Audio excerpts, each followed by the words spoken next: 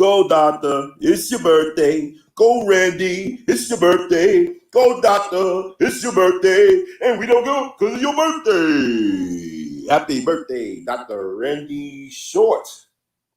And you anything but short on accomplishments and love for our people. Now, Dr. Short, I'm going to treat you white tonight, my nigga. I'm going to treat you white and right tonight, man. You always say treat you white.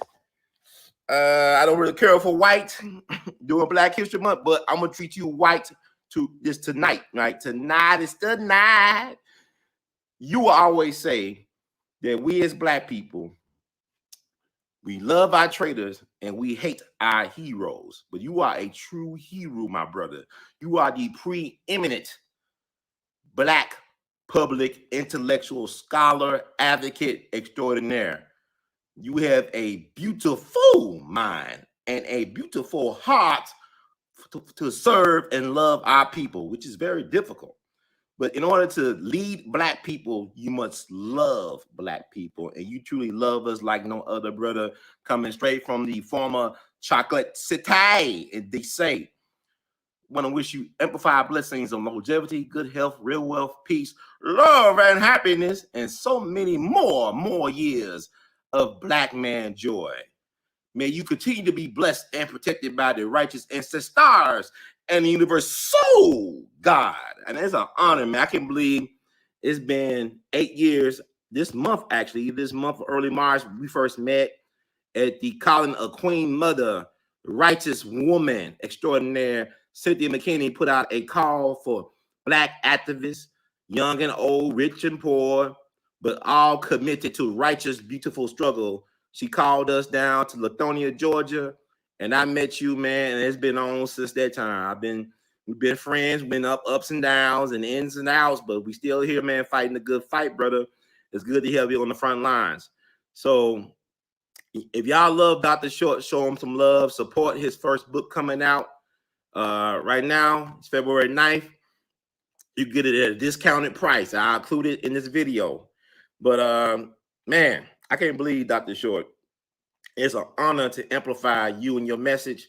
It's blessing that I was able to help not only you, but Baba Dick Gregory and Judge Joe Brown, the Honorable Judge Joe Brown. But you, brother, are in that company as far as I'm concerned, man. You so woke that you give folks insomnia. That's how woke folks get. I can't go back to sleep. Once you hear the truth that Dr. Short got to say, you can't go back to sleep. But our people still can't handle that truth, Dr. Short. You know, you gotta feed them with a short spoon, whatever you gotta do. But it is what it is. You are the anointed truth teller for our times. This is the Short Geist, and we don't have that much time left, people. But we gotta honor Dr. Short. Not only just give him his flowers, but give him his smothered pork chops while he can still enjoy them. Them smothered pork chops with the extra gravy, man. So this is my tribute to you, brother, Dr. Short. The words of Great Duke Ellington, we love you madly. You keep on producing and pushing. And I want to thank you for being a friend. My brother, Dr. Short, man, it's another one, baby.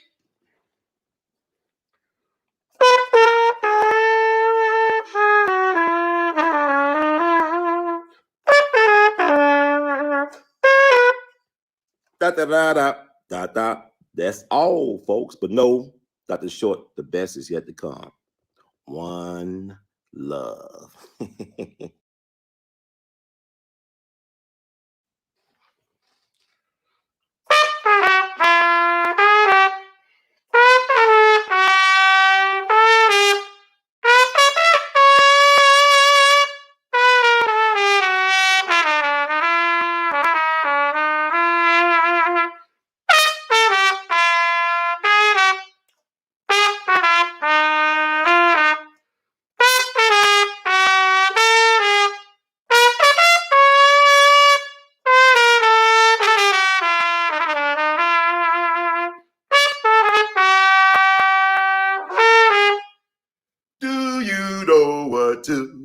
This is your special day. Happy birthday. Happy birthday. It's your birthday. Whoa, whoa, whoa, it's your birthday. Talking about it's your birthday. And today is yours.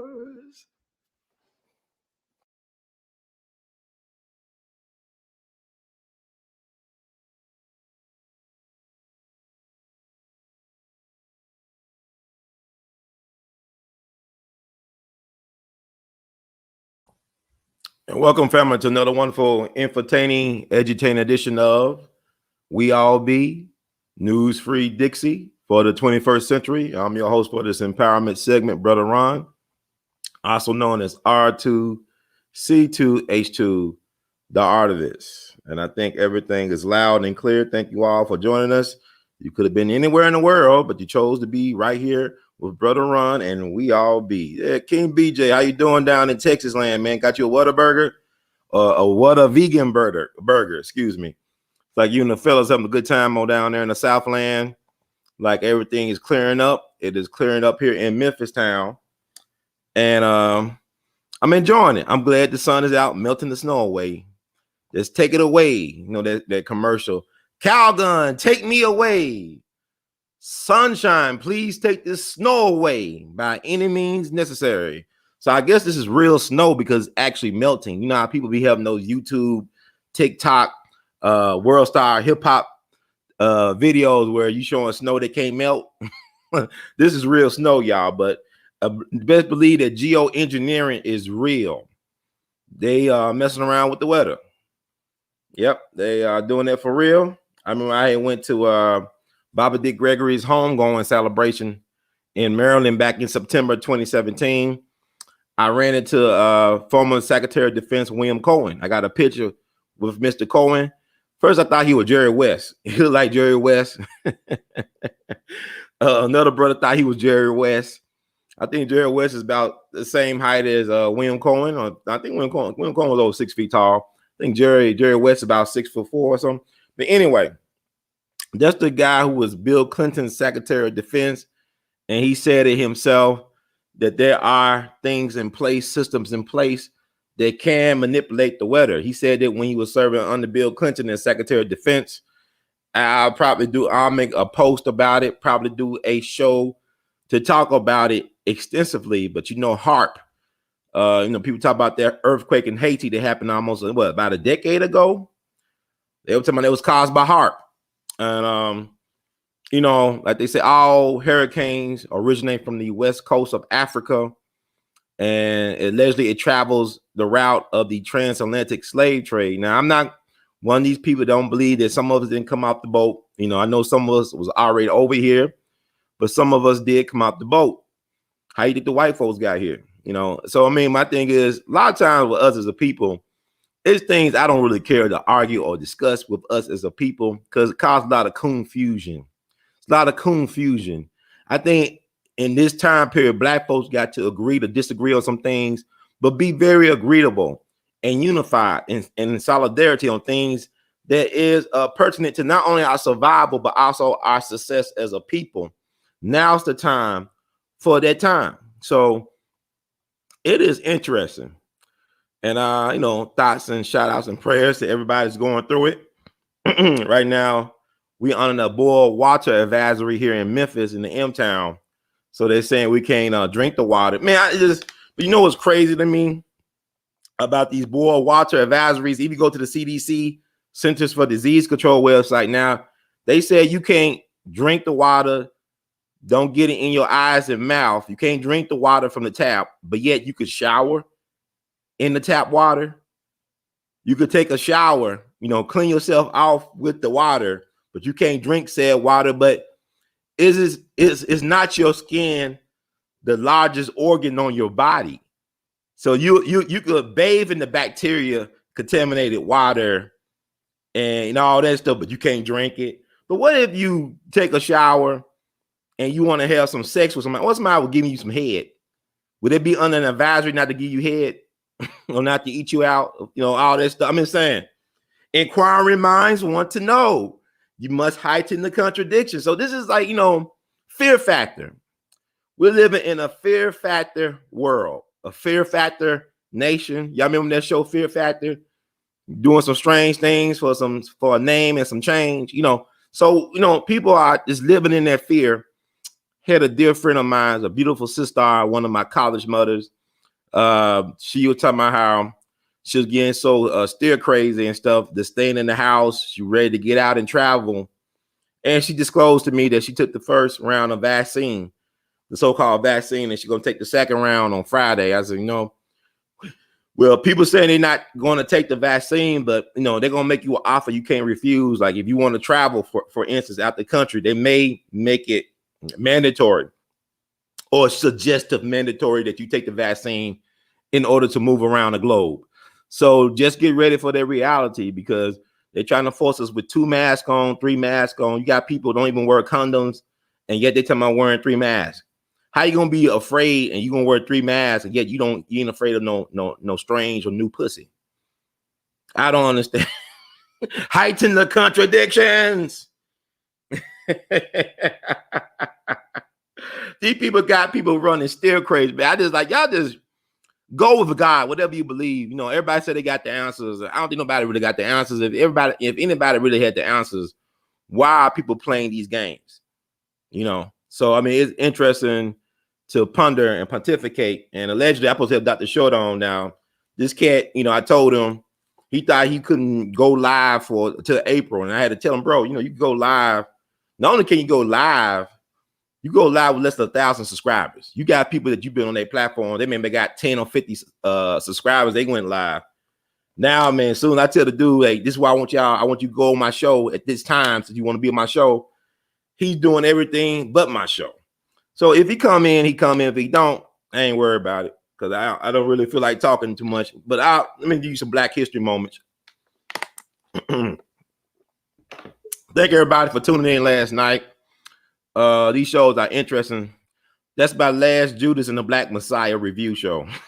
I talk more about everything else but the movie, actually. And the movie is just a talking, like all great art is conversation starters. That's what art is. It's a conversation starter. It's not the end all be all. Like it's funny as an artist, there's all my artwork around me. It's interesting, like how you got to tell yourself, when do I stop on this artwork? When is it finished? You know what I'm saying? That's an artist thing. Like, when do we stop, the adding that last, when is the last brush stroke or the pencil line, or, when is the last note or whatever? It's interesting how artists, understand when something is complete. And in reality, nothing's ever really completed. It's like, even when I finish doing the drawing or the painting, that's when the real stuff gets started, the conversations and whatnot.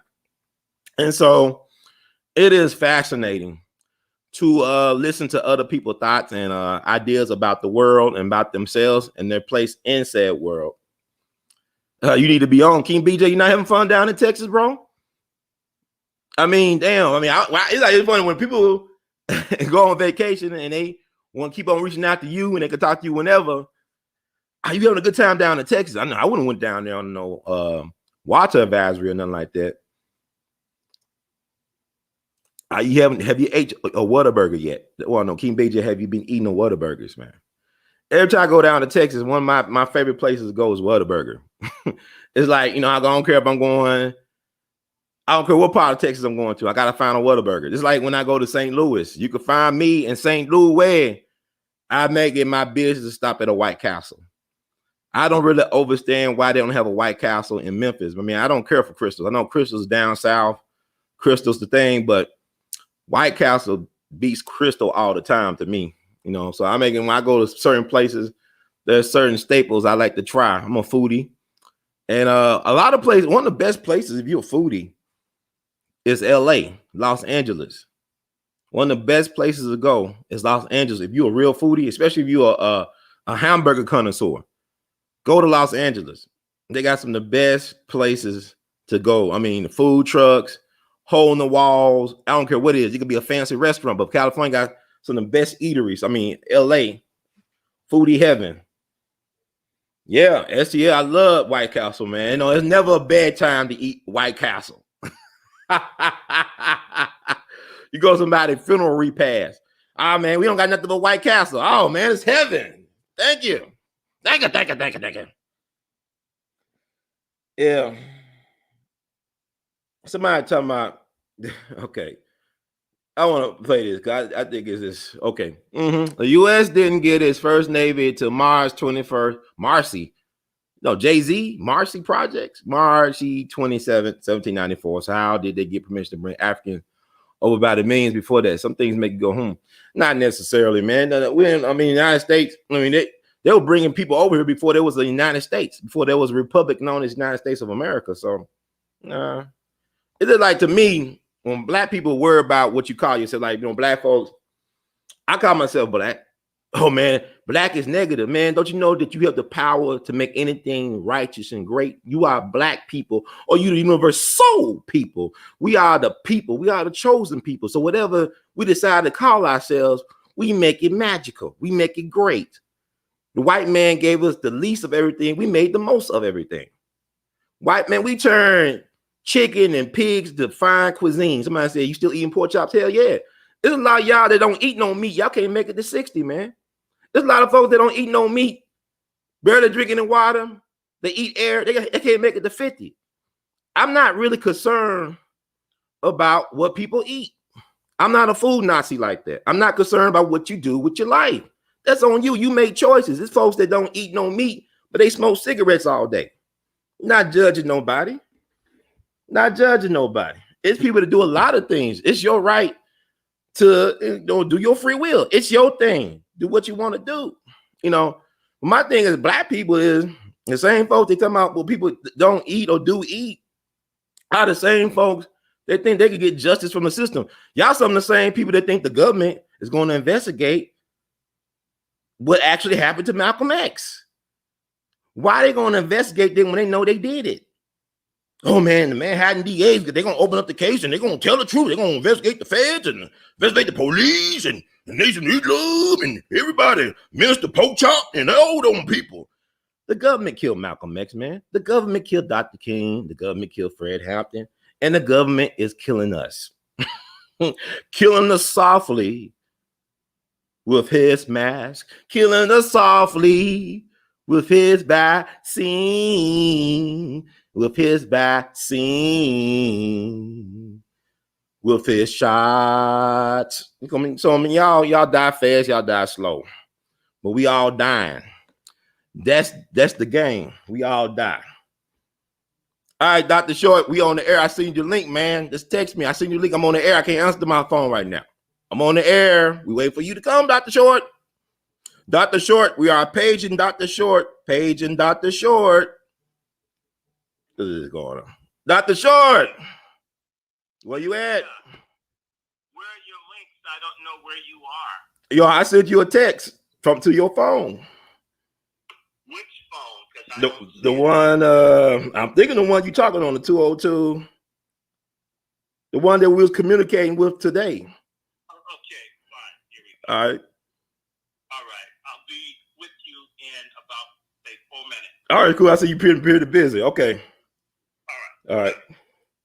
So I guess you're going to join us. See, it's Mercury retrograde. Or is it still Mercury retrograde? And I don't care about people's beliefs, man. This is the thing. I'm going to tell y'all something. It's a life hack, right? Don't ever argue with somebody's religious beliefs. What they believe has nothing to do with logic. If a person believes that 2 + 2 is 5, if they believe that, when you know that 2 + 2 is 4, do not argue with that person. Let them believe that 2 + 2 is 5. Okay? Because religious beliefs, I don't get in all that. I don't say that it's the one way to salvation. Look, I don't know what happens after we leave here. I just know that energy can't be killed. That's all I know. I don't think about eating no angel food ice cream with St. Peter and all them. I don't think about eating no devil food's cake with the devil and barbecue and stuff, and good weather was like you can sit outside, it's always 80 degrees. I don't think about nothing like that. I don't really care, because all I know is what we have now. All we have is this moment. I can't even plan things that I want to plan within a week or in April. I don't know what's going to happen from moment to moment. That's what 2020 taught me. You can't take this moment that you have right now, which is a present, that why they call it the present, for granted. I'm learning how to take advantage of the moment. It's all we have. You know, I don't, you know, if y'all want to call yourselves Indian, call yourself an Indian, call yourself Aboriginal, call yourself Black, call yourself Negro, call yourself white. That's your business. I'm not going to sit here and waste my time arguing with people. All I'm doing now is presenting information, sharing my ideas and thoughts. I'm not interested in converting anybody or recruiting anybody to see things the way I see it. Because like Baba Dick Gregory would say, once the universe soul, God put those magic glasses on you, you can't make nobody see what you see. My mama can't. Look, I live in a world where everybody, they so woke now because they saw that Fred Hampton, William O'Neill thing called Judas and the Black Messiah. I've been knowing about Fred Hampton for 21 years. I've been telling folks about Fred Hampton for 21 years. Fred Hampton only lived to be 21 years young, right? But I've been knowing about Fred Hampton for 21 years. And also, what's crazy, I just had Mark Clark's sister reach out to me. She wrote a great book about her brother that came out last year. She just reached out to me. I guess she heard the show last night. I'm going to get her on the show. I'm going to read her book about her brother, Mark Clark, who was also the defense captain of the Illinois chapter of the Black Panther Party. I believe the Illinois chapter of the Black Panther Party was the largest chapter in the country. And you know why? Look at the leadership. Fred Hampton Sr., a Black Messiah, right? So she reached out to me and wrote me a long, detailed, supportive email. And she's a fan of Judge Joe Brown. So she was asking me about another judge I interviewed on my platform several times, John Judge. Now, y'all need to go to the WeRB TV archives and check out those interviews I did with John Judge. They're classics. She asked me if he was still around because she wanted some background info to what was going on with the Illinois chapter of the Panther Party. Because a lot of y'all don't know that Roy Mitchell, he had 9 informants in the Black Panther Party up there in Chicago. 9 informants, not just William O'Neill. So when William O'Neill said that he didn't put that stuff in Chairman's Kool-Aid or whatever, he may not have put that stuff in Chairman's Kool-Aid. And not only why I say informants, but I would say agent provocateurs, because you got to make a distinction between an informant and an agent provocateur. You got to make those distinctions. An agent provocateur is out there to sabotage, to neutralize. An informant is just giving information. To me, when I look at Ernest Withers, a civil rights photographer who was outed as an FBI informant, quite frankly, I don't believe he did anything to undermine the movement. He did more things to help the movement by documenting the movement through his photography, through his camera work, right? You know, like if his handler said, look, man, I'm going to pay you for these photographs that you took at this meeting. And he sell it to the FBI handler and ask him who's that in the photo. That's so-and-so. They talked about this and that. It was a public meeting, whatever. But when Fred O'Neill giving floor plans to his handler, Roy Mitchell, to give to the FBI, to provide to the state attorney's office, to provide to the Chicago Police Department to raid Fred Hampton's apartment, to kill Fred Hampton. Think about it. He had 99 rounds shot in an apartment. Only 2 people killed. Several people seriously wounded, including Doc Satchel. And from my understanding, some people that got out there unscathed. They were not wounded, from my understanding. Now, I got to look at this again. Like I said, I'm going to try to get on Mark Clark's sister, who wrote a book about her brother, Mark Clark, who is the defense captain from Peoria, Illinois. That's the same place where Richard Pryor is from Peoria. And he just said of him leaving to go to Flint with his sister and their mom, he decided to stay in Illinois and Chicago to die with Fred Hampton. He told his sister that you may not see me again after he was dropped off in Chicago. So that's 22 years old. You think about now, you know, you look at what 20-something-year-old Black males are doing now versus what they were doing 50-something years ago. Our people, man, we gotta wake up. But now I'm not gonna argue with people about Aboriginal. Look, yeah, I got Indians in my family. Hell, why don't y'all look up the black men that fought in the Revolutionary War? The black men who fought in the Revolutionary War. They had an organization during the American Revolutionary War called the Bucks of America. They called themselves the Bucks of America. Forget about the Proud Boys. Forget about whatever. The Bucks of America. We need some more Bucks of America. These guys was B1 and they were American. They were real patriots. Look up the Bucks of America. BUCKS, Bucks of America. These black men were honorable men. They fought. Some even died for the cause. So don't ever let nobody tell you this is not your country, black people, so-called black people, ADOS or FBA, Aboriginal, Native American, Hebrew Israelite. This is your country. I'm not going to leave a place my ancestors had blood, sweat, equity in. I got more rights to this land than any so-called white person who folks came over during the turn of the beginning of the 20th century on Ellis Island. My folks been here since the 1600s and longer. I can name relatives that fought in the American Revolutionary War. Your claims ain't stronger than my claims. So now I'm not going to argue with other black folks or colored people, melanated folks about what we are and if we came off the slave ship. Yeah, some of us came off them ships. And some of us was already here. I will tell you this, though. I think it's interesting. I'm glad some of y'all look up Dr. Bobby Wright, Fred Hampton's master teacher. Look up his stuff. But I would say this. Check out Sun Ra, one of my favorite musicians and band leaders of all time, Sun Ra. He said he was from Saturn. He said, I ain't from Africa. I'm from Saturn, my nigga. I'm from Saturn. But he did an interview back in 81 in Detroit. This beautiful black woman interviewed him.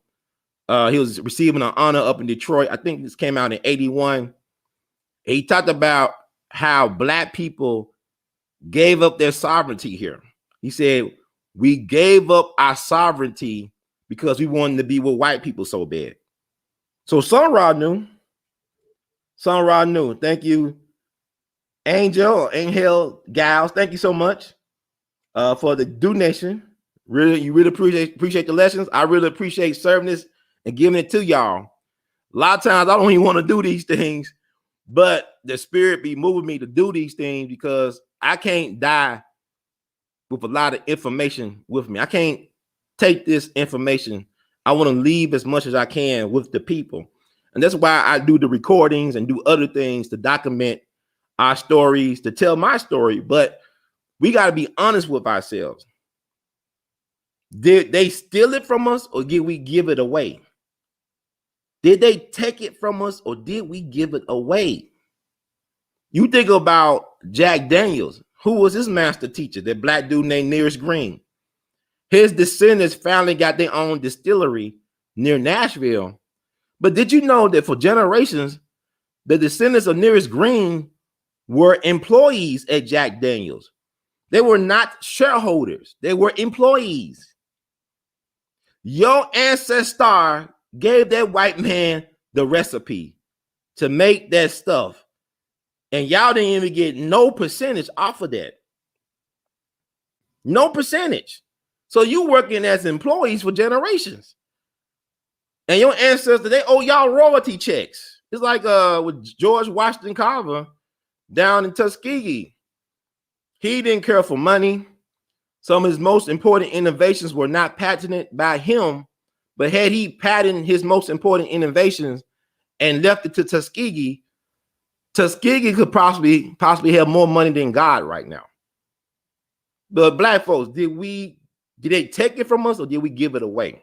So we gotta be honest with ourselves about that, and then go back to that Sun Ra. Check out the Sun Ra 81 interview we did in Detroit. And like you said, we gave up our sovereignty to be with white people, and black folks are still giving up stuff just to be with white people. And so, with that said, let's bring on our guest. Let me do this right quick. Let me do this. Read this disclaimer. The YouTube crazy. I don't put words in my guest's mouth, and they don't put words in my mouth. And it's not, endorsed by We All Be Group Incorporated or We All Be News. Well, here's the disclaimer. The views expressed by hosts and guests on the We All Be TV platform are not the official views, opinions, beliefs, or perspectives of We All Be News or the We All Be Group Incorporated. We All Be News is an organization that thoroughly believes in supplementing the information narrative that is usually supplied by the corporate news entities with those viewpoints and expressions which may be marginalized or ignored for a plethora of reasons. We are about informing the general public on alternative perspectives as it relates to news and information, and letting the general public be the ultimate judge in deciding on how to use said information. Informed citizens are responsible citizens. Thank you for your support. And also, this is Black History Month, and it should be every day. But also, I want to give a shout out to the ancestor. His birthday is today. James Reese Europe, the Jazz Lieutenant. This is my first book I wrote and illustrated. It's on the Smithsonian Institute list for jazz books for kids and young adults. But James Reese Europe was born today, February 22nd, 1880, down in Mobile, Alabama. Y'all do know that the first Mardi Gras in America was held down in Mobile, not in New Orleans. No, they suffering because they can't have their Mardi Gras this year. They can't have their po-po sandwich and Mardi Gras and beads. But the first one was held in Mobile, Alabama. There's a Mardi Gras museum down in Mobile. And James Reese Europe is important because he formed the first musician union for Black people in the country, the first important one, called the Clef Club Orchestra back in 1905. And they were making the equivalent of millions of dollars every year back in the 19-teens. He was the music hero for a young George Gershwin.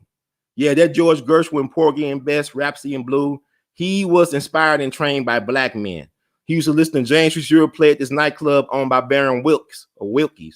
And also, James Reese Europe was the band leader of the Harlem Hellfighters Jazz Band, part of the New York National 15th Regiment, known as the 369th Infantry over there in France, the Harlem Hellfighters. This man brought jazz to Europe. His last name was Europe. He also grew up in D.C., went to M Street High School, which is now known as the celebrated Dunbar High School. The great Dunbar High School was known as M Street when he went there back in the day. But what's crazy about James Reese Europe, he was a war hero. He introduced jazz to Europe. He was the first Black man to lead troops into battle during World War I. Was a hero. Came back to America, was killed May 9th, 1919. He was doing a concert up at Mechanics Hall in Boston, Massachusetts. One of his drummers, Herbert Wright, got mad at him, attacked him, lounged at him, stuck him in the neck with a penknife. He bled to death. And he was the first Black person in history given a public funeral in New York City. And he's buried with honors in Arlington Cemetery. And what's crazy, the guy who stabbed him, Herbert Wright, he did about 7 or 8 years in prison, came out, lived in Boston, and ended up being the first music teacher of the great Roy Haynes, one of the greatest drummers who ever lived. His first music teacher was the guy who killed James Reese Europe. And he told me that on his his 90th birthday at the Blue Note. He said, yeah, that was my first teacher, Herbert Wright. The guy who killed the Jazz King, the first Jazz King. But anyway, just want to share that. But let's bring on Dr. Short. How you doing today, sir? Man, who you gonna call? Coon Bus?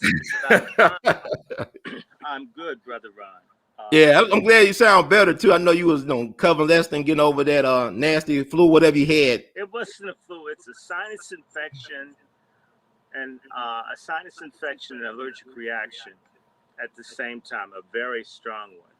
It's just about gone. It flares up just a little, but we're there.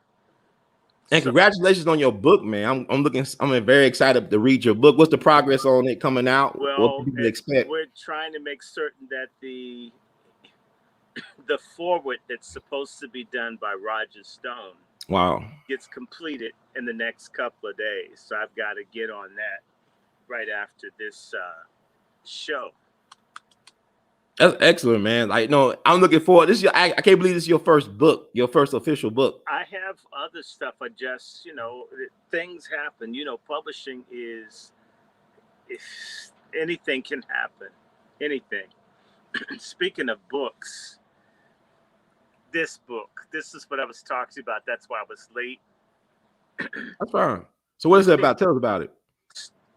Supreme Glamour is a book, the last book that the late Mary Wilson did. And it shows all the dresses and the history of the Supremes as a group. Wow. And I'm very enamored of it because, by the way, this book is kept on my headboards. Oh, wow.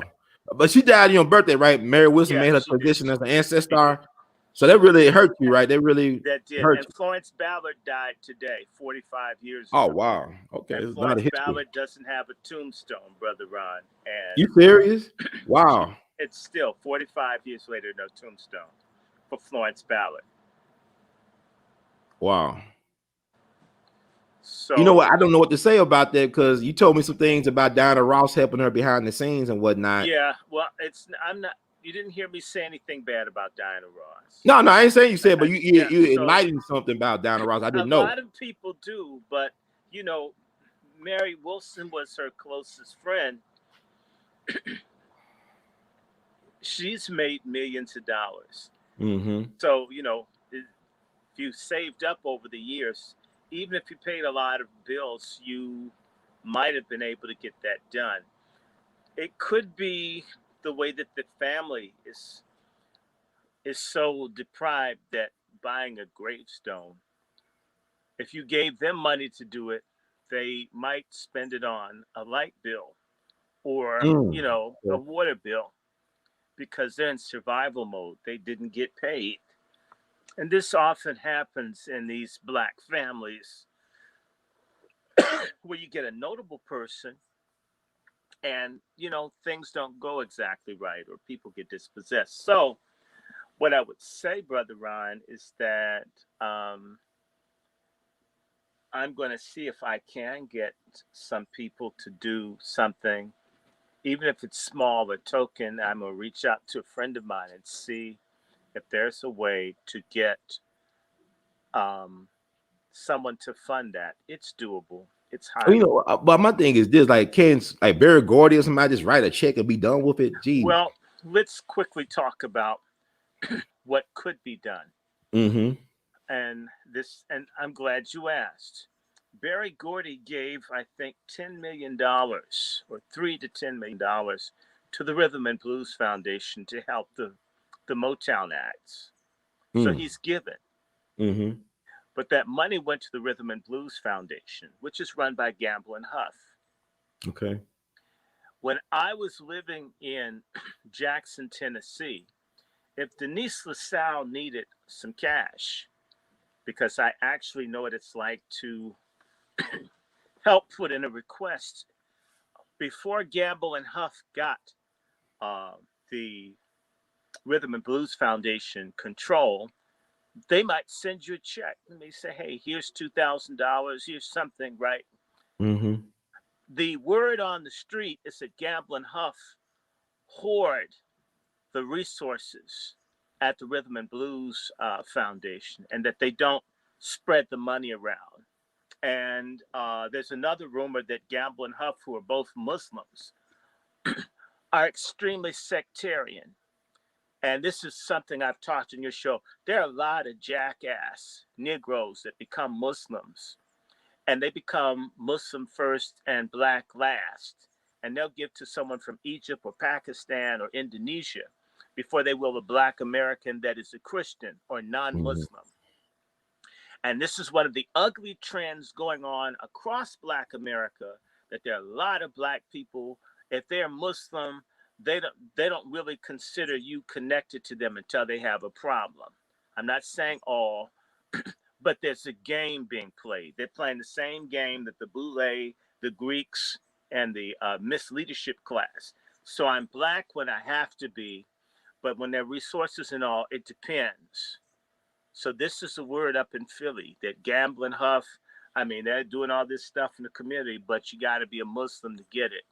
Now, Dr. King didn't do the Poor People's Campaign just for people that were Christian, even though he's a Christian minister, right? Not even Malcolm X, the OAAU. But there's some sectarian Islamic extremists in our community, and what they want to do is make all of us Muslim I don't want to be a Muslim. I've never been a Muslim. I have Muslims in my family. I guess if that's what floats their boat, fine. I'm not going to be one. And it's disgusting for people to get something that's set aside for Black people, and then they allocate it based on sectarian lines. Trust me, if two tongue-speaking Pentecostal folks were running something and they didn't share with Buddhists or whatever, everybody would hear about it.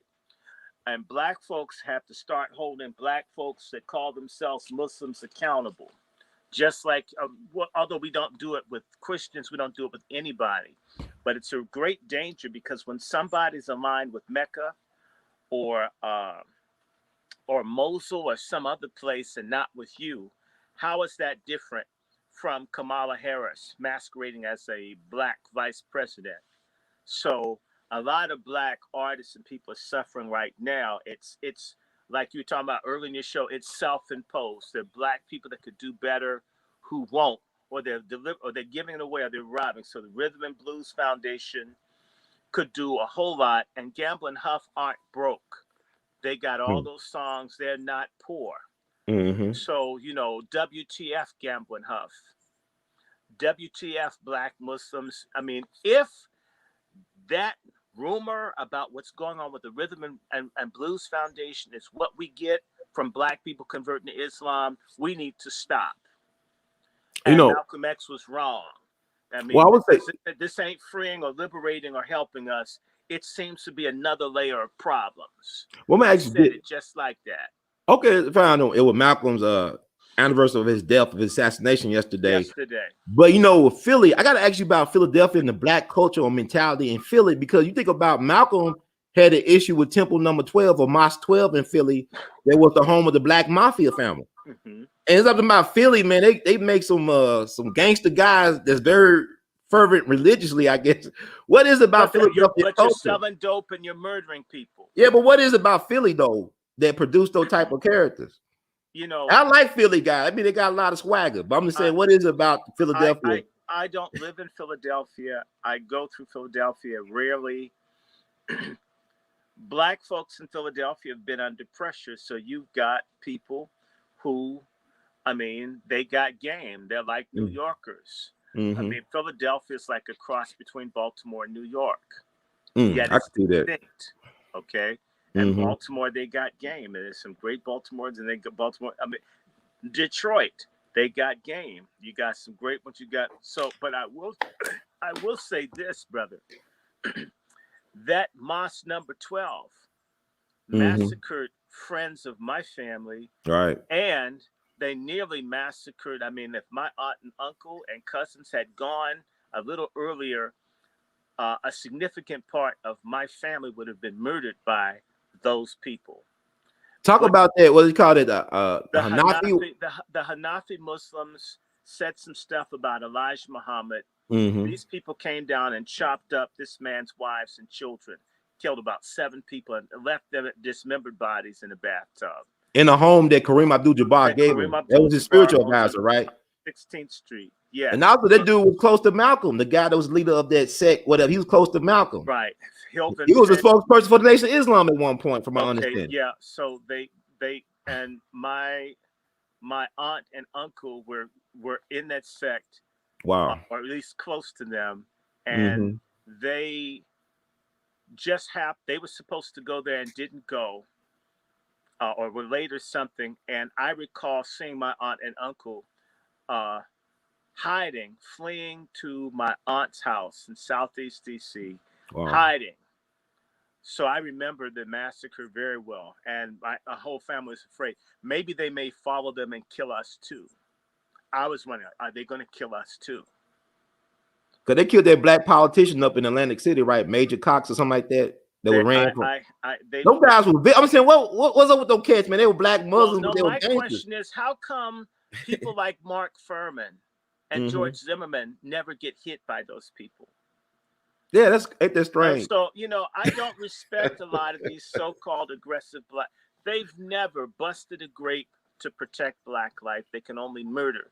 So to me, when they talk about Alibaba and the 40 thieves. There's something to that. And the other question is, you'll never see some of these people who are so militant with their great new religious introductions. You'll never see them take a stand Mm-hmm. against uh, white racism. Not really. They hold back. If you're really honest, Mm-hmm. the people that really want to take a stand against racism and these groups are marginalized or held down. I mean, that's the legacy of Malcolm X being killed. Is that Malcolm and others who really wanted to stand up were outcast because, frankly, a lot of folks are crescent coons. You Like I got said. Christian coons, you got nigger preacher coons, you got Islamic coons. Uh-huh. And it's just another level. And see, we for a long time, Islam equals liberation. If it's Muslim, it's good. No, not necessarily. No, it's not. Mm-hmm. It's not necessarily good in Libya right now. Mm. I want to remind you that story I told you of the man who's at the mosque that belongs to Imam Jamil Al-Amin, aka H. Rap Brown. Mm-hmm. And the man had a red, black, and green pendant on his outfit. And I looked at that, and he responded to me and said, "You know, I never liked red, black, and green until Libya. So with the black people being enslaved and killed by these folks who killed Gaddafi, now that's why he likes red, black, and green. That's an Islamic leader down in Atlanta. Now you tell me, does that sound does that sound like black and which means you're on the side of the folks that killed the folks in Tawerga and the slick. So people need to, yes, every time you meet a Muslim, ask them how do they feel about black people and their stance. So are you a Muslim first? Are you with the Arabs and the Pakistanis and the Egyptians? Do you have a segregated mosque? Do they let you do the prayer, but they take all the money? Okay. Do your friends that you go to the masjid with run stores that sell illegal cigarettes and narcotics in black communities and $10 a gallon milk to us, your friends, your brothers? Are you with them or are you with us? Don't be surprised at the answer. Okay, don't be surprised.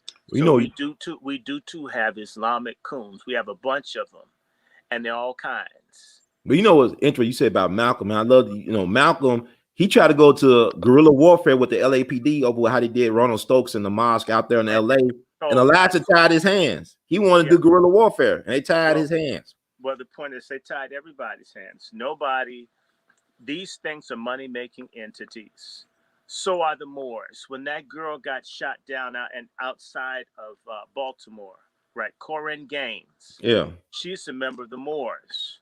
I didn't know that, but folks got a She's lot of money though. They got a huge yeah, settlement, right? yeah. That maybe, but the point is they didn't fight for them. Where were the Moors? So you mean you want my money and I got to wear the little circus monkey grinder hat, you know, and I've got to do all this stuff. And by the way, I had someone investigate that. You have to deny being black to be a Moor. Oh, yes, you Mm. do. There's a whole bunch of coonery, self-hatred in it. There's a whole bunch of crookery in a lot of these groups. A lot of them are shady. A lot of them. I mean, God, you're better off in the church. Better food, more music, finer women, more freedom, less BS. And that's saying something for me as a person who's a dissident Christian. These other things, that's even worse. To go from the frying pan into the fire, into the damn burner on the stove. I mean, Dr. Short, can religion go hand in hand with liberation and revolution though? Really. Can it go So hand in hand? Can they be compatible it or is it well, incompatible? it depends on it's supposed to be okay. Let me just say this. Um if if New Testament faith wasn't liberational, there would have been no need for the people to make a deal that black folks couldn't have Bibles, couldn't read Bibles, and that their conversion didn't entitle them to anything. Meaning that the white folks had to make a deal Mm-hmm. that if someone became a Christian, they remained a slave, because under English custom, Christians couldn't enslave Christians. So what we have in America that white people and others practice, they practice in South Africa and other places, is a Mm-hmm. fake Keep on. Christianity. Yes, sir. A fake Christianity that says racism and hatred and slavery is compatible with the faith. It's a lie. So, my friend, the vast majority of people that you meet that claim to be in one religion or the other, they're going to burn in hell, because you can't hate people. It's right there in the scriptures. How can you love God who you've not seen and hate your brother? So if you look at the lives, in fact, I encourage anybody to look Mm-hmm. at the life of William Lloyd Garrison, a white abolitionist, Elijah Lovejoy. There were white folks that understood, if you really follow what's in the book, you have to fight for the black people, even if it means you die. Mm. That is what your faith. I mean, I see Muslims; they'll die for certain things. What has happened with this fake Christianity, and black people have their own little fake Christianity, which is a Cadillac and Coochie um, prosperity Christianity. Mm-hmm. So that people don't want to give up anything; don't want to sacrifice anything.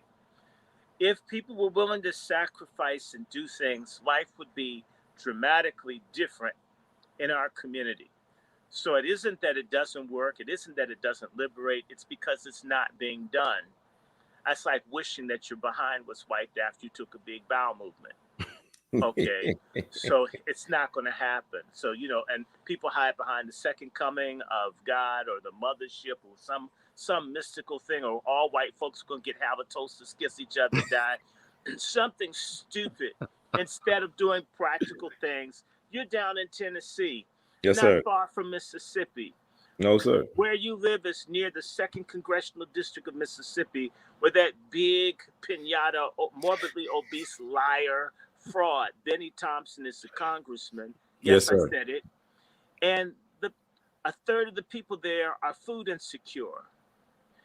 I've been to the stores down in Jackson and Memphis, and the stores owned by Arabs, Yemenis, and other people, and the stores are full of potato chips and sodas and bad Mm-hmm. food, which is why everyone has diabetes. And the thing that gets me, and the thing I miss about not being in Tennessee, and I can't wait to start here, is that these people have land, they could grow their own food.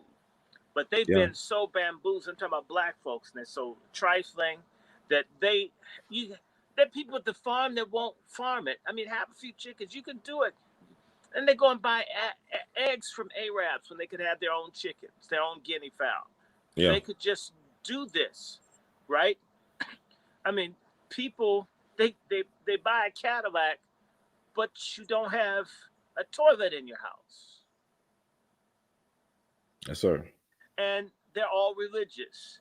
And it says something about the crooked ass preachers who prey off the people, who collect money generation after generation, and people just as broke and miserable and illiterate, and they're morbidly obese, and everybody's dying. And when you die, the preachers get to do the funeral, so they get paid off that. That's why they don't talk about obesity in church.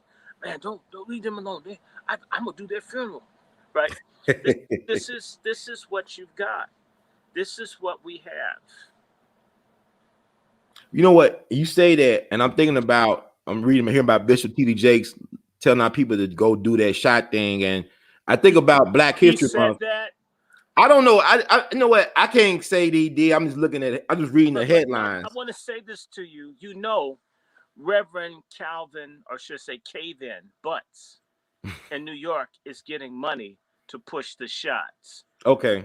I don't know if you're aware, but nigger preachers across this country, even that little bald-headed, deviant one, that's the senator from Georgia, Warnock, whatever the hell his name is. He's no damn good. I said it. Mm-hmm.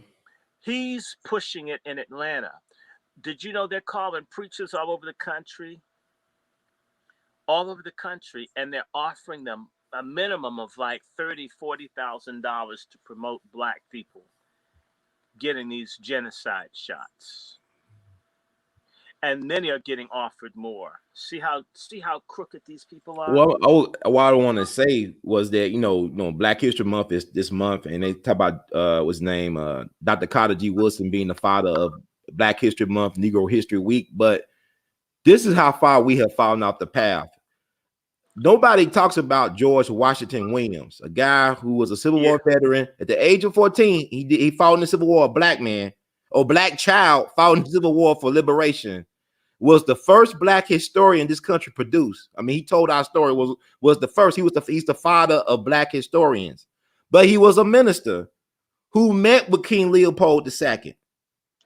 And met with King Leopold. He thought the Congo was the promised land for black people. But once he went to the Congo, he wasn't the only person. No, but I know, but this is what I want to say. I think it's important. Let me just explain to you part of what that is. And I like George Washington Williams, and King Leopold ultimately helped bring about his early demise. Well, let me finish this point, though. I want to get to this point that people got to understand. Because I want people, when I drop these names, I want them to research this. He confronted, he met with Leopold. He actually met with the king of the Belgium king, whatever. But he went to the Congo himself and found out what they were actually doing to black people in the Congo. And he led a one-man crusade to talk about that, and cost him his life because he got sick talking about it, going to Africa and telling the world about it. He died in 1891 at the age of 41. He's buried in England. So this the guy that the Tarzan movie that made a lot of money about. Samuel Jackson played him in that movie, but people thought that was a fictional character. He was a real-life human being, and his life story is better than any damn movie from Hollywood. So you go ahead. You know that my book is based on William Shepherd, who was in the Congo right after George Washington Williams. Okay. And he more successfully exposed what King Leopold was about. I mean, that may be so, but George Washington Williams was a pioneer. He was doing it by himself in the wilderness. This guy was in the wilderness too, by himself. And I'm saying, I'm not taking away. One went just before the other. They're just a couple of years apart, but I think this guy went to Congo in 1888. Okay. I think he was there in 86 or 85. So he had him by a little bit. It's like that sometimes. But he didn't live that. What I'm saying is, like, George Washington Williams died in 1891 at 41 years old. I mean, it cost him his life going back to Africa, and getting sick and exposed. But he wanted to expose the truth to the world. But the world didn't start doing anything to King Leopold until he had to give up. No, that was his private land. That was his play land until 1908. 1908, because in 1889, Shepherd was able to get out a report of folks eating people and barbecuing hands and so forth. Right, they're cutting people's hands off. Yeah. George Washington Williams didn't have the kind of evidence to get out, or the network that was in the hands of Shepherd, working with Edmund Dean Morrell. But no, I like George Washington Williams. I have his books. And he was a minister. The point is, he was a black minister with a conscience. Right, well, he was a minister. They're very few, because most people go into religion as a hustle or a side job instead of service of the people. This is a major problem. The reason that things are screwed up in the black community is because the black church is screwed up. Which segues to, by the way, Brother Ron, I'm going to ask you on air. I want to do a children's book on William Shepherd. Would you be the illustrator if I could get you paid? I'm open to receiving that. You got to educate me on William Shepherd. I got to do some research on him. I mean, I think you ordered my book, did you not? Yeah, I ordered your book. I ordered several copies. I'm gonna give away some of them. It's about his life, but it's about slavery. It's about racism. It's based on him. You telling his story? Then I thought it was just like, okay. Oh, I'm looking forward to it. Oh man, it's a good read, and now proof of what I'm saying to you about these. In fact, hold on, I got to do my tribute to Florence and Mary. Let me go ahead. Yes, sir. Answer. I hear a symphony to Mary and people who need people. Those are their songs, right? Mm-hmm. Okay. or you're just too good to be true. That's what Mary would sing. All right. Look, there's something going on right now. Mm-hmm.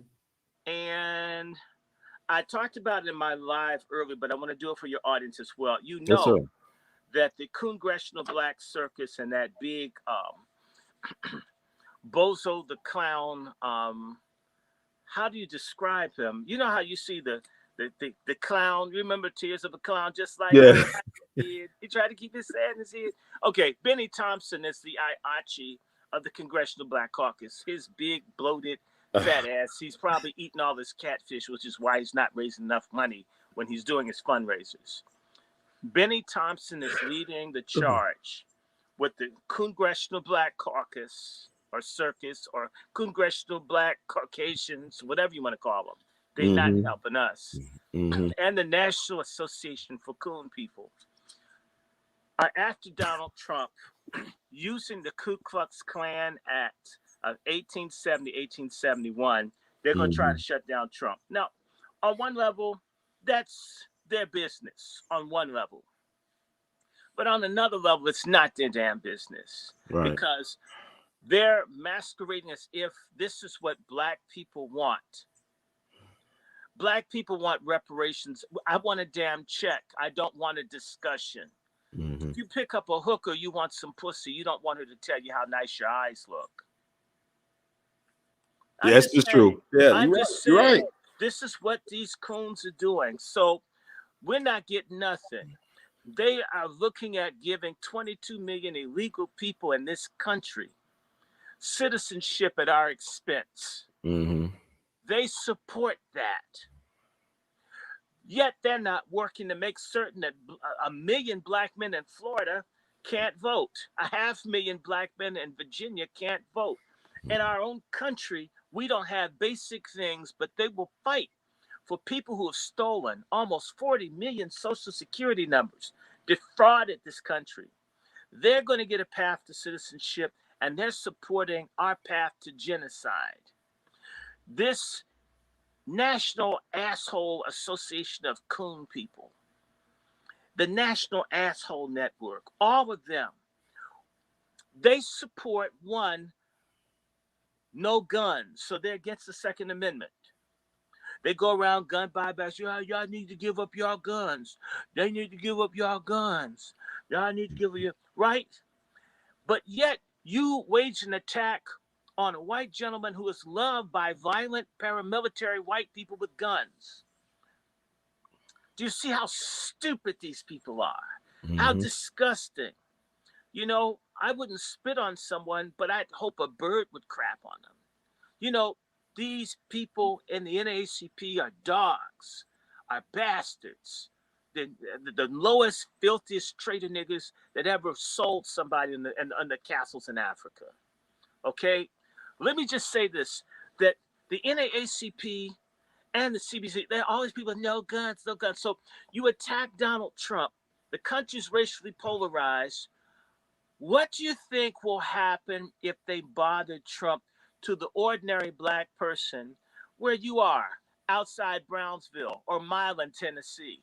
What's going to happen to ordinary Black folks who are going to get killed and murdered and run over and dragged like Mr. Bird in Jasper, Texas? Because people perceive, because of people like Stacey Steakums or Stacey Adams, that big fat butch. I mean, and why does she have a jerry curl? I didn't even know they made the kits anymore. Right? Stacey Abrams, all these people that either sexually deviant or they spend all their time bothering white people, and they don't do anything for us. Nothing for us. Look, do I think Donald Trump's a crook? All white America crooks. They ripped off the Indians. I'm one of them. What's new? So what? What's your point? NAACP, fat ass, chunky monkey, Benny Thompson? What the fuck? Look, I'm going to go further. So when Black people get attacked by Adam Walton and they get attacked by law enforcement, the same National Asshole Association of Coon People, the National Asshole Network, the Congressional Black Circus, they all sat back when Obama refused to do something to clean up the racial infiltration of the law enforcement and the judiciary across this country. Barack Obama, Joe Biden, and all of them ignored their own Department of Homeland Security telling them that these people are going to murder black people. A white man said, don't let this happen.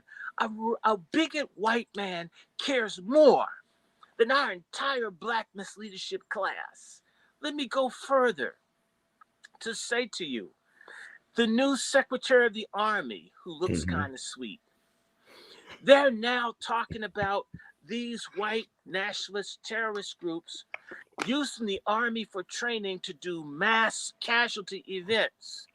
This is going on right now. I mean, Tim McVeigh, right? Tim McVeigh. Yeah, Remember, he was trained by the Army. It's a whole damn army. Come on. Yeah. What happened in Memphis, the Memphis riot, right? What happened when they were shooting people when Dr. King was killed? What happened at Jackson State? The Army at Kent State, they've always shot and killed people, especially if it's us. The ones pointing the guns at the unarmed people in Ferguson. Yeah. The Army is an upgrade of the militia. The militias were created for who? Us. It's just the progression. Right? Now, so the Army is now infiltrated. They say so with folks who want to kill us. Why would those dumb fucks, stupid ass Benny Thompson, you're sorry. I'm going to do everything I can to harm you. You need to, lose some weight and just take all the little lobbyist cash since you've ignored your constituents and live a good life. In fact, get fatter. Okay? Maybe you could make it to the Oprah level. Anyway. But why he ain't investigating all those hanging of black people in there? I mean, I know several hangers of black folks in Mississippi. That's my point. That's the article, brother. Let me ask you on air. I'm putting together an article for Curtis Schoon. Oh, okay. Shout out to Curtis. If you got any dirt on the NAACP, Benny Thompson, lynching, anything bad on the Mississippi Delta, send that to me via email because I'm putting together an article. It may be 4,000 or 5,000 words long. Okay. Because I'm going to talk about the insanity because you know about Andre Jones being lynched in the 90s down and his mother. It's several cases like that. But let's deal with this one. Okay, tell us. Andre Jones's mother was head of the state NAACP. Oh, okay. His father was head of the Nation of Islam in Mississippi. He got lynched in the 90s in Mississippi. Yes, sir. The Nation of Islam didn't help. The NAACP didn't help. Why didn't they use this Ku Klux Klan Act for Andre Jones? Punk ass, was it Derek Johnson? He's from wherever, the one that's we're talking about, Derek Johnson. The NAACP, y'all couldn't help my cousin Freddie Gray. They killed that boy. They murdered him. Everybody knows this. The NAACP didn't help Harry and Harrietta Moore, right? They didn't help Medgar Evers. They didn't help Robert Williams. They haven't ever tried to do anything. Martin Luther King was an NAACP member. Why didn't they look and see who shot his ass? Why? Who the hell are these monsters? Why do we give them money? And by the way, I've been looking at the books of the NAACP. Okay. Guess what? What? They claim to have 500,000 members. Do you believe that? No, I don't believe that. Not today. as much as I believe I've got 6 balls, okay? Okay, I don't believe it. Y'all are lying. Y'all don't have that many. Let me tell you something. I was looking at the NAACP's books. They're up online. You can look at this shit. When you mean to tell me the NAACP from its membership and all this stuff gets less than $2 million, do you realize if I take that 500,000 and divide that into $2 million, that's $4 a piece, if that's membership. Isn't the NAACP membership about $20, $30, $40? Yeah. Okay. You get my point? It's not 500,000. Y'all niggas are lying. Coons lie. Sellout coons lie. They're all liars. They're all frauds. I don't respect But you know none of what? you. It was interesting about NAACP. Now, Derek Johnson was the president of the state of Mississippi NAACP for a long time. I met Derek Johnson before. He's like a decent guy. He's the head of the NAACP now. But when Charles Evans died last year, okay, but when Charles Evans died, this is the brother of Medgar Evers. He served in NAACP, took his brother's place back in '63, did a lot of things for Black people. They did not release an official press release for Charles Evans. Why? Passing. Because he's for real. Okay. You know what? Let me tell you something. Did Charles ever support LGBTQ? No, hell no. I mean like that. Let me take it back. No, so he did not. My point is, if you're not, you can't get no. That's how it is here. You got. That's how you get love. That's how you get love in. That's I mean, that's I mean, Warnock is like that. Yeah. And he got big. I mean, his eyes probably buck out like when he's getting hit from the back.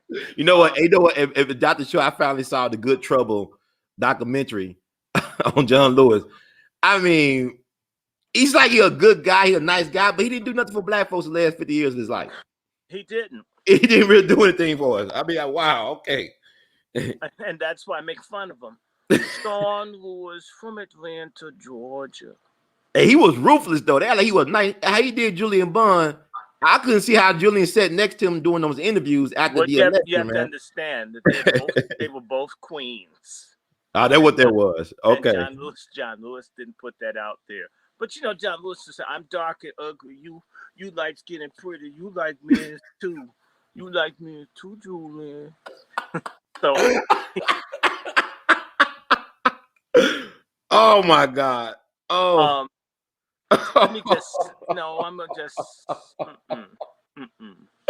Well, okay.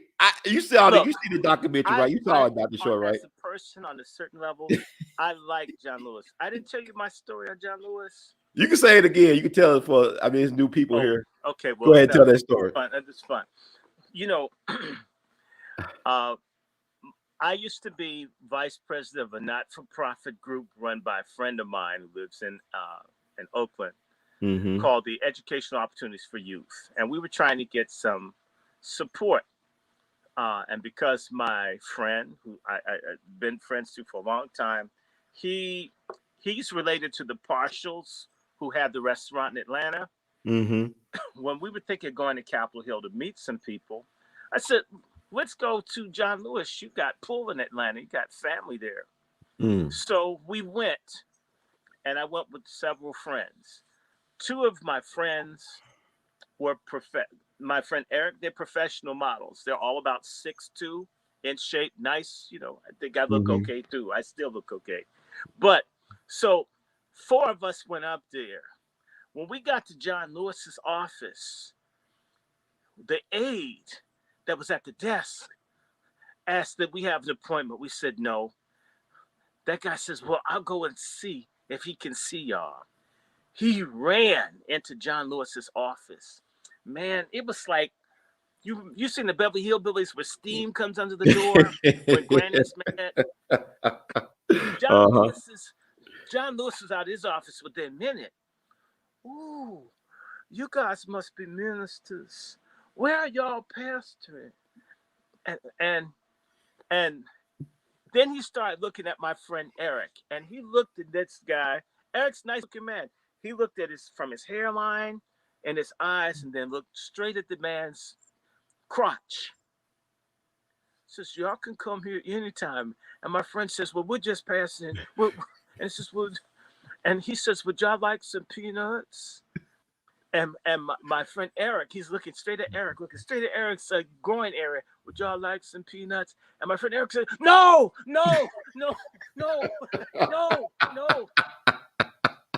And I said, if you're in a bag, if you're in a bag, yes. And my friend Eric says, Randy, you don't need any peanuts. He says, yeah, man. No, you don't need it. And then he says, "Would you like a Coca-Cola?" And I have Coca-Cola, because all the Georgia delegation has Coca-Cola and peanuts in all of their offices, right? They just do. If you come to Capitol Hill, you'll get peanuts and Coca-Cola. Okay. And so I said, "Yeah, I'd like a Coke." And Eric says, "Randy, where was that Coke? Do you know where that Coke is?" I said, "Yes, it was in the refrigerator." And he says, "Give it back. Coke is bad for you." He says, and he said to Eric, "Oh, would you like a Coca-Cola?" Eric says, "No, I drink water." and all the while I says, "Well, can we stay longer and talk?" And John Lewis talk. "Well, you're welcome. Y'all can come anytime to my office. My open door. It's an open door, right?" And he's saying this, and my friend, who's mad because John Lewis was looking at him, says, "Congressman Lewis, thank you for the courtesy of letting us visit your office." He said, "Unfortunately, our colleague, Mr. Short here, he didn't come in business attire. We don't think it's proper respect for your office for us to be here, but we'll come back."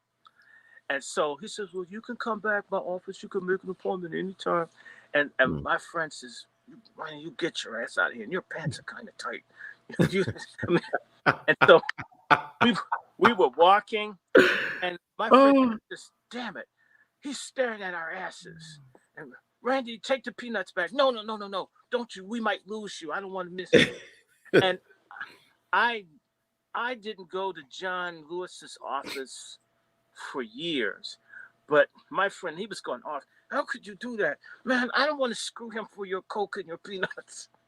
This is a conversation, and they were staring at us as we left. That was the first time I met John Lewis. Wow. What an introduction, man. And I have a witness. I didn't lie on John Lewis. Okay. Or I didn't lie. I'll tell you one more story about John Lewis. Okay. I used to work as a caterer or a butler or whatever at the Kennedy Center. I saw John Lewis up in the in their banquet area. When I saw him and spoke to John Lewis, his wife got so angry because John Lewis, when I said, "Congressman Lewis," hi, his wife got so angry. She got so angry, and it's another man whose drawers I have to pull out of my pillow at night. And it says, "Well, if you know anybody that's looking for a job, that they can come by my office." And so I'm just telling you, I'm not lying. And they're covering up for John Lewis. And this is why when they were driving the hearse, they stopped and parked on top of the gay crosswalk, the gay colors. Remember that? John Lewis is one of the greatest champions for LGBTQ in history. I'll go further to say, remember Bruce Dixon of Black Agenda Report? Yeah. My very last conversation with Bruce Dixon is very similar to almost my last conversation with Reverend C.T. Vivian. I think, they both lived in Atlanta, and my last conversation with C.T. Vivian was the same as my last conversation with Bruce Dixon. I called them angry about something John Lewis had done. In the case of Reverend Vivian, I was telling him about this same bill that they're going to vote on this week, this Gay Equality Act, and how John Lewis, this is, "I can't believe John would do this. John, he's going too far, Randy. I've got to call John. Send me something. Randy, send me. I'm going to call John. This can't be, right?" This is the last conversation I had with C.T. Vivian. And he sounds just like that too. Oh, I know he sounds like that. I love him, my friend. Because he had dementia. I never called Reverend. I didn't want him. I respect people. It was an honor, a privilege to talk to him. His family still let me talk to, so I would never do that. Right. But look, I called Bruce Dixon angry about the same bill. Like, damn, John Lewis, why is he doing this? Sorry. And I called him up and says, "Why is John Lewis? And Bruce Dixon, being the communist atheist that he was, he says, man, it's okay if people like that. And he says, man, you're not saying anything. He says, I didn't say I'm saying anything, but can't somebody counter it? And he says, man, you don't know. John Lewis wanted to come out 12 years ago. But all the preachers around him, let me assume one of them, Bernard Lafayette, who's head of the Southern Christian Leadership Conference. And also his documentary. If you're wondering why Bayard Rustin's getting so much love from the SCLC, you figure that out. I'm not saying anything. Now, moving right along, that John Lewis was told he couldn't come out of the closet because it would expose all the other people like him that were ministers and activists in the city. So John Lewis was forced to spend the last years of his life in the closet because other people who are in the closet, who are gay first and black last, who are in the civil rights industry, are faking the funk, and we're being lied to and deceived. I didn't say Bernard Lafayette was anything. I just said that Bernard Lafayette is one of those preacher friends of John Lewis. He was close to John, of course. He was featured in the documentary. Super close. He was the best man at his wedding. I know that from Kalia Clark. And when I would make homo jokes about John Lewis, Mother Clark, who's been very sick. In fact, I called on her birthday saying, Kalia, this is John. Can I have some of your Crisco? I've got some men's coming over to see me. And she fell out laughing, right? She was laughing. And you wrong.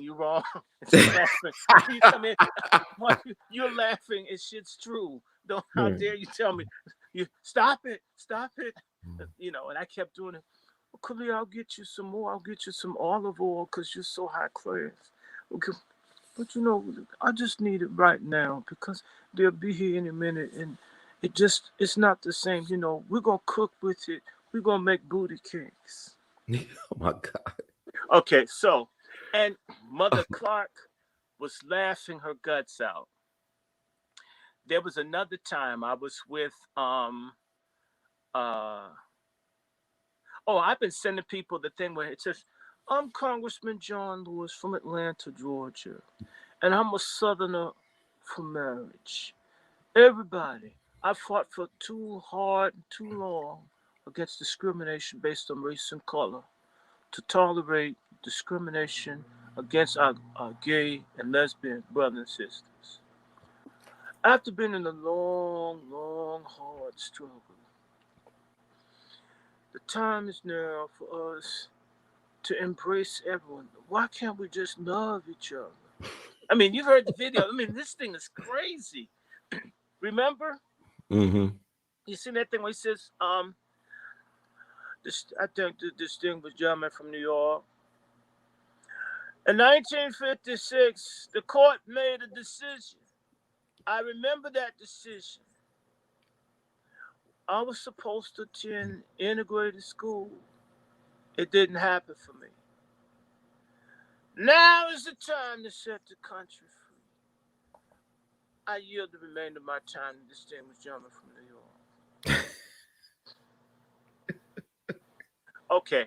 So now Bruce Dixon, I know we lost him not too long ago. Was he a member of the Black Panther Party in Chicago? Was he there with Fred Hampton? I don't know about the Black Panther Party, but I know he's a member of the Communist Party. Back in the day, I thought he was from Chicago or something. He's from Chicago and was in the Communist Party. But now you don't know if he was a Black Panther in the Black Panther and a communist. That conversation never happened in all the years that I knew Bruce Dixon, and we talked about many things. I do know he's a member of the Communist Party and a very good writer. Yeah, he was a great writer. Yeah, he was a great activist, organizer. Yeah. He was awesome. He was consistent, and maybe Bruce. We did have one big argument in the Peachtree Hotel back in 2013 or 12. Okay. We had a big fight over abortion, in which I won. Oh, okay. Oh yeah, no, just I shouted that communist nigga down. You don't kill, you won't have a damn proletariat if you kill all the damn babies. Okay. Yeah, that's a good point. No. I can't work with you. You wrong. This is sort of why I love my brother Glenn Ford, and I like some of the other leftist people, but they won't stand up for stop the baby killing. And they, I don't know if you know, but in the 80s, late 70s, early 80s, the communist parties and the socialists have all recognized LGBTQ as a minority oppressed group on par with blacks and others. Oh. So all of the leftist Negroes, they're also for the pedophile agenda. Sure they are. They're all liars if they don't, if they won't take a stand against it, which they're all lying. So if you're a communist, leftist, socialist, whatever, they're for pedophilia and people eating doo-doo and having sex with the dead and all. In fact, let's go into that thing real fast. This Gay Equality Act, let me share with you how funky and raunchy this thing is. If your mother or my mother died and this bill becomes law and Biden, his little pedophile ass, signs it into law, if there's a person that likes having sex with the dead that works at the funeral parlor that you or I take my mother's body to, they will have the legal right to have sex with your mom or my mom's corpse. Oh, wow. Oh, yes, it's provided for in the bill. So necrophilia would be they legal. don't say it like See, here's the problem. Most people, they don't think, they don't research, they're stupid, they're lazy. Most people. So when you hear the term queer, you think it's just anal sex between two men or two women, or it's just a dog and a person. Queer means everything that isn't heterosexual marriage. That's what queer means.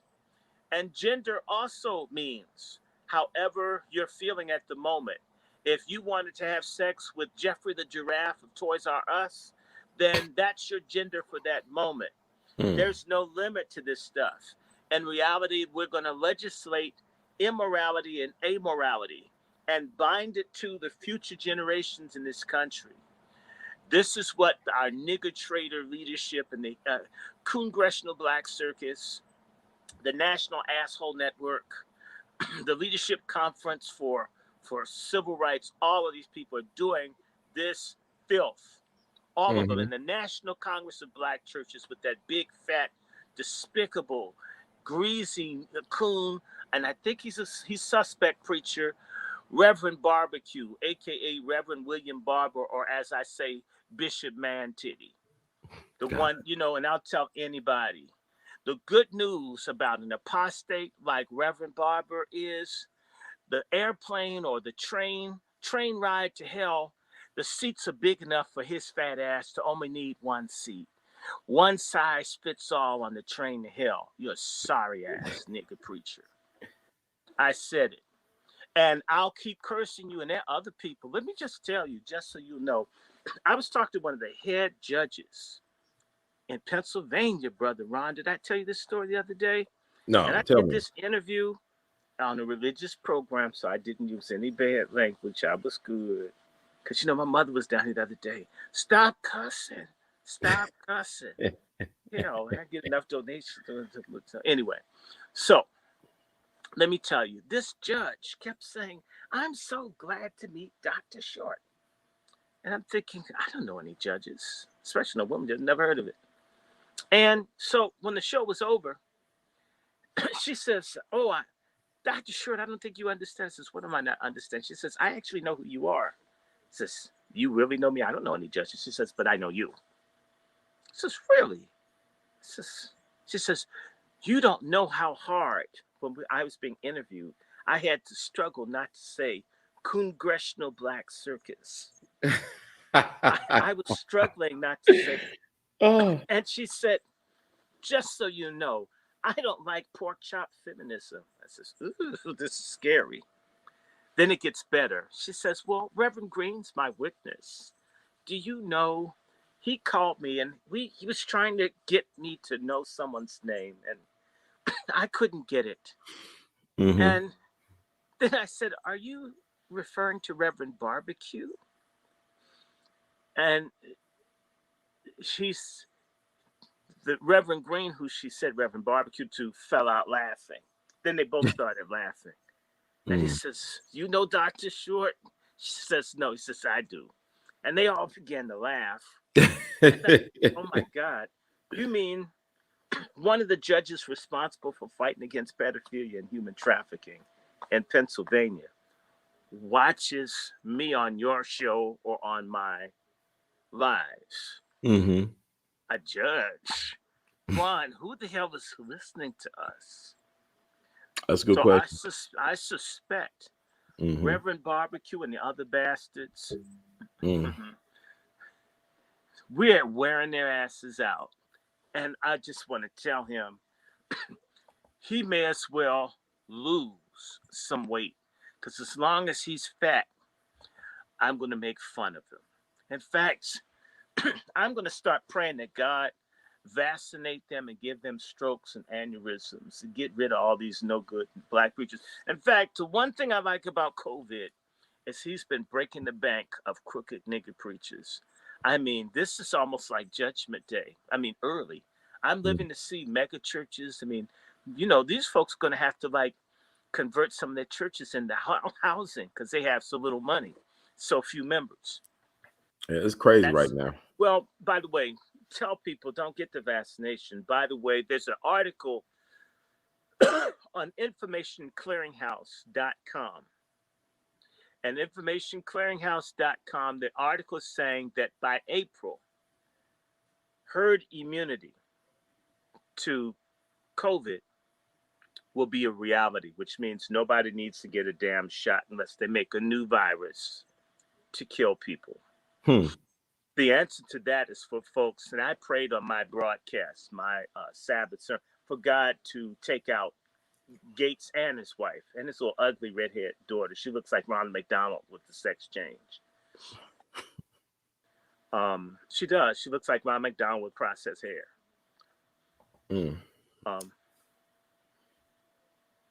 So yeah, hey, Lil Bear. Now I got put off of YouTube for a few weeks for showing me taking hydroxychloroquine. That stuff is good, and so is ivermectin. And I would do it again. I mean, YouTube can go to hell. And I'm working on going to Twitch and get my own little web page. So whenever they decide to just be idiots, I'll just be somewhere else. I'm off of Facebook. I put a thing up. I didn't want ignorant black people, stupid black people on my wall. And anybody black that was dumb, stupid, a liar, and denial that thinks Trump destroyed Libya, I don't want to see them again. And Facebook said that I was engendering racial hatred and encouraging intolerance. Okay. So Oh, look, man. I could care less. You know what? I've always told people I've had this feeling that Zuckerberg would take his own life. God hates the day. In fact, I hope a whole bunch of them do some, cultic stuff and just do us a favor. Yes, I mean, I'm really sick of these social media people because they're engendering. You put me off of Facebook for saying I don't like ignorant liar black people who blame Trump for what Obama did. But a black man can rape and kill 2 white women and they let that go up on Facebook. That should let you know Facebook is encouraging hatred against black people. And the black folks that tell the truth in social media get blocked and cornered all the time. Now, it's really something. And also, I just want to talk to you about, wow. Oh, yes. Let's have a discussion on the Supremes, since this is Florence's day, her day that she transitioned. And so please just start asking questions so I can answer them. A lot of folks don't know why. I just love these 3 fine-ass black women. I even like Diana Ross. Yeah, why? Well, tell us about why you like Diana Ross. That's because a lot of people got this thing about Diana Ross or Diana Silverstein.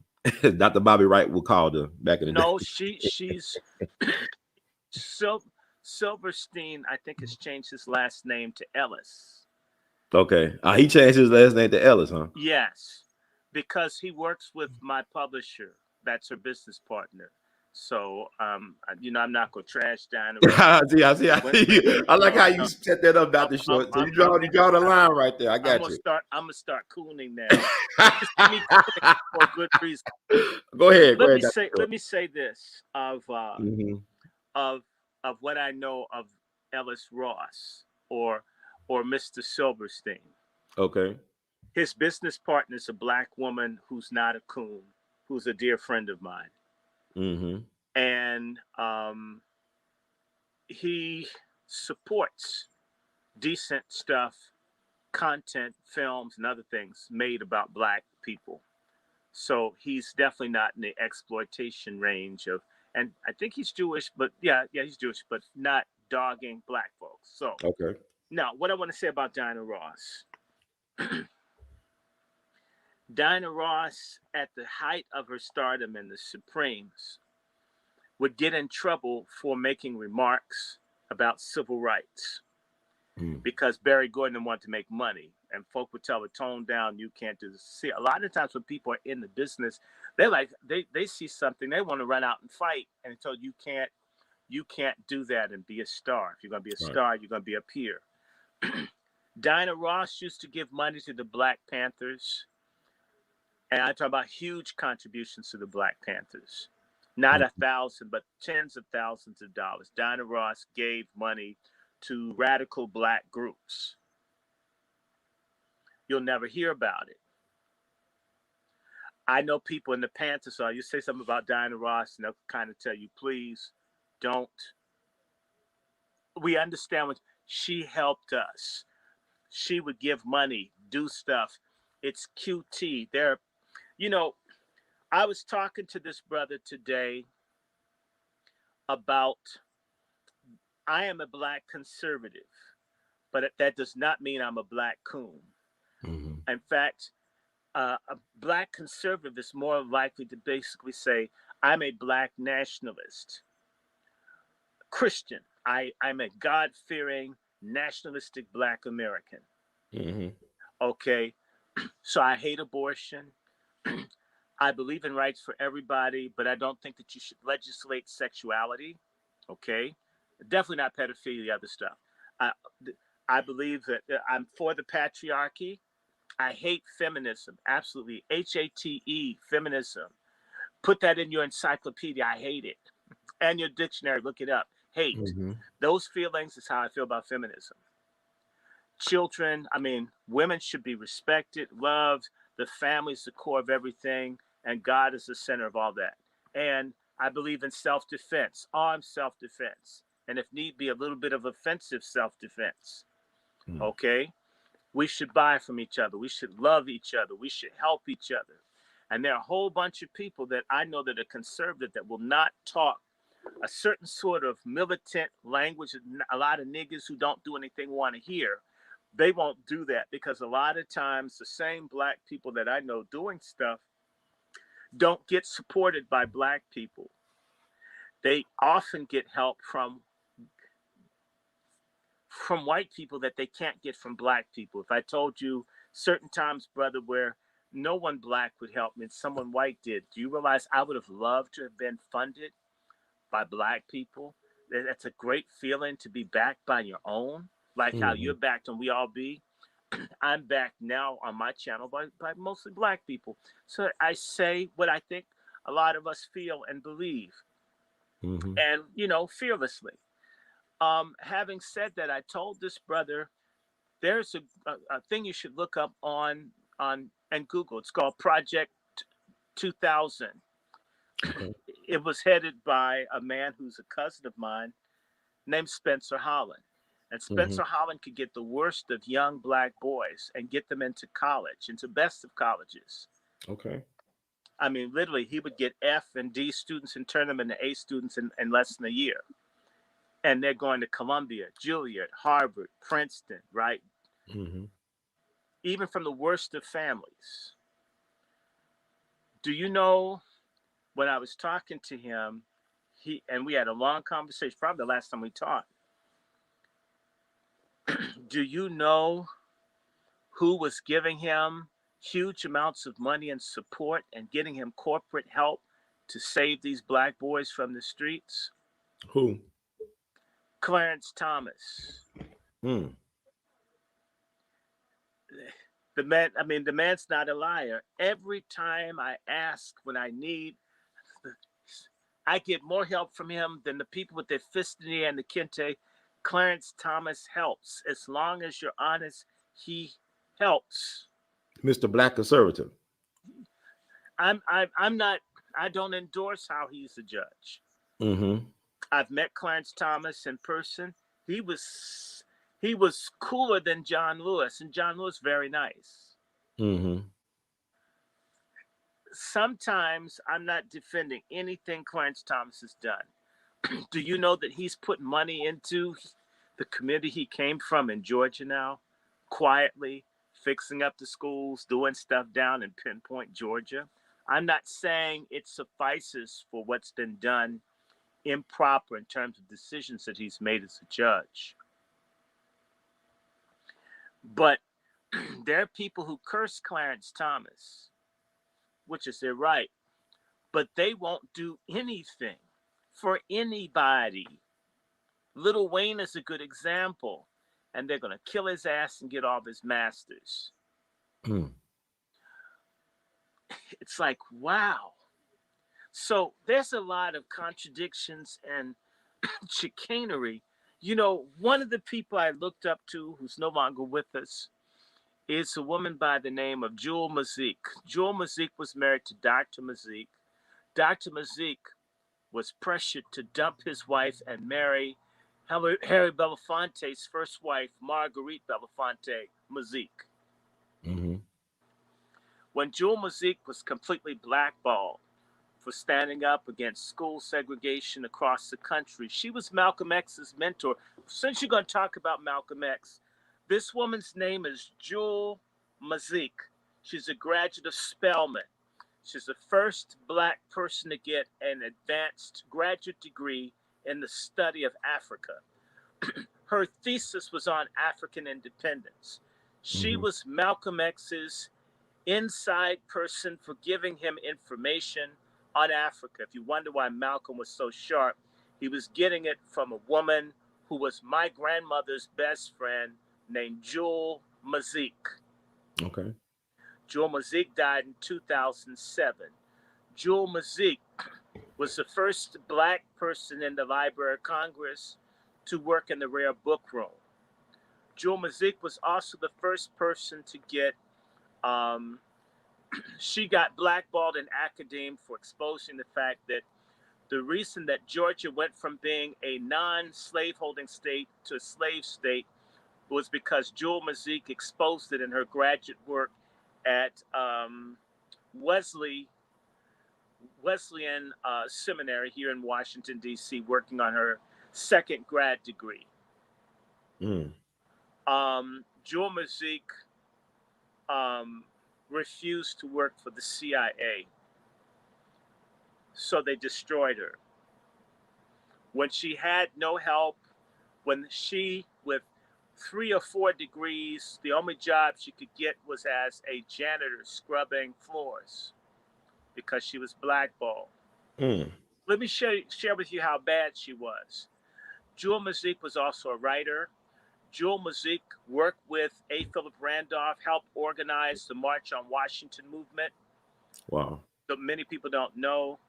Jewel Mazzig had in 1959, had a peace pilgrimage where there was a flyover where I think she took about 50 people to Russia at the height of McCarthyism to demand no nuclear war. Mm-hmm. That's a crazy ass black woman, 59, with McCarthy still loose. Wow. This is a crazy black woman. She's Crazy, one of the main brilliant. people. She's brilliant. She's one of the people that did all the research for school desegregation. She's one of the main people. You know who saved her? Who? White Republicans. And white Republicans. She's a beautiful lady. Man, she's gorgeous. Jesus. A beautiful lady. Man, she is Beautiful. gorgeous. I told you I like divas. She's She was gorgeous. beautiful. She was Yeah. beautiful in her 90s. She's Wow. beautiful. I love her. I love her. I love her. I love her. There are pictures of her in the clothes from the 40s. Oh, yeah, I'm gonna She find those. she forced the Library of Congress to hire black people in better jobs. It's They eventually ran her out of the Library of Congress. They have destroyed her Smart papers. and pretty. They've destroyed her papers, and they've destroyed them in the D.C. library. They've erased this black woman. They've Mm-mm-mm. made her disappear.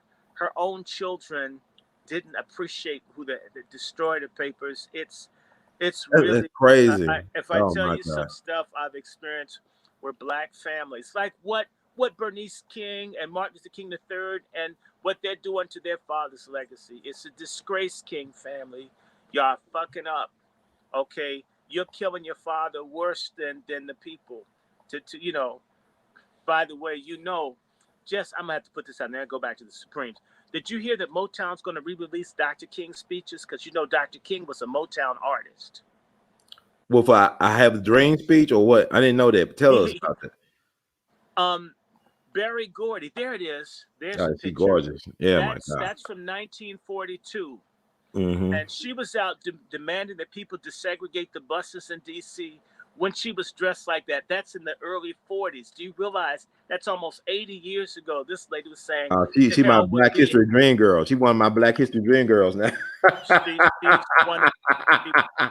She's a Spelman graduate, completely committed to black people. I want stem cell research to bring her back, Dr. Short. We need to clone her.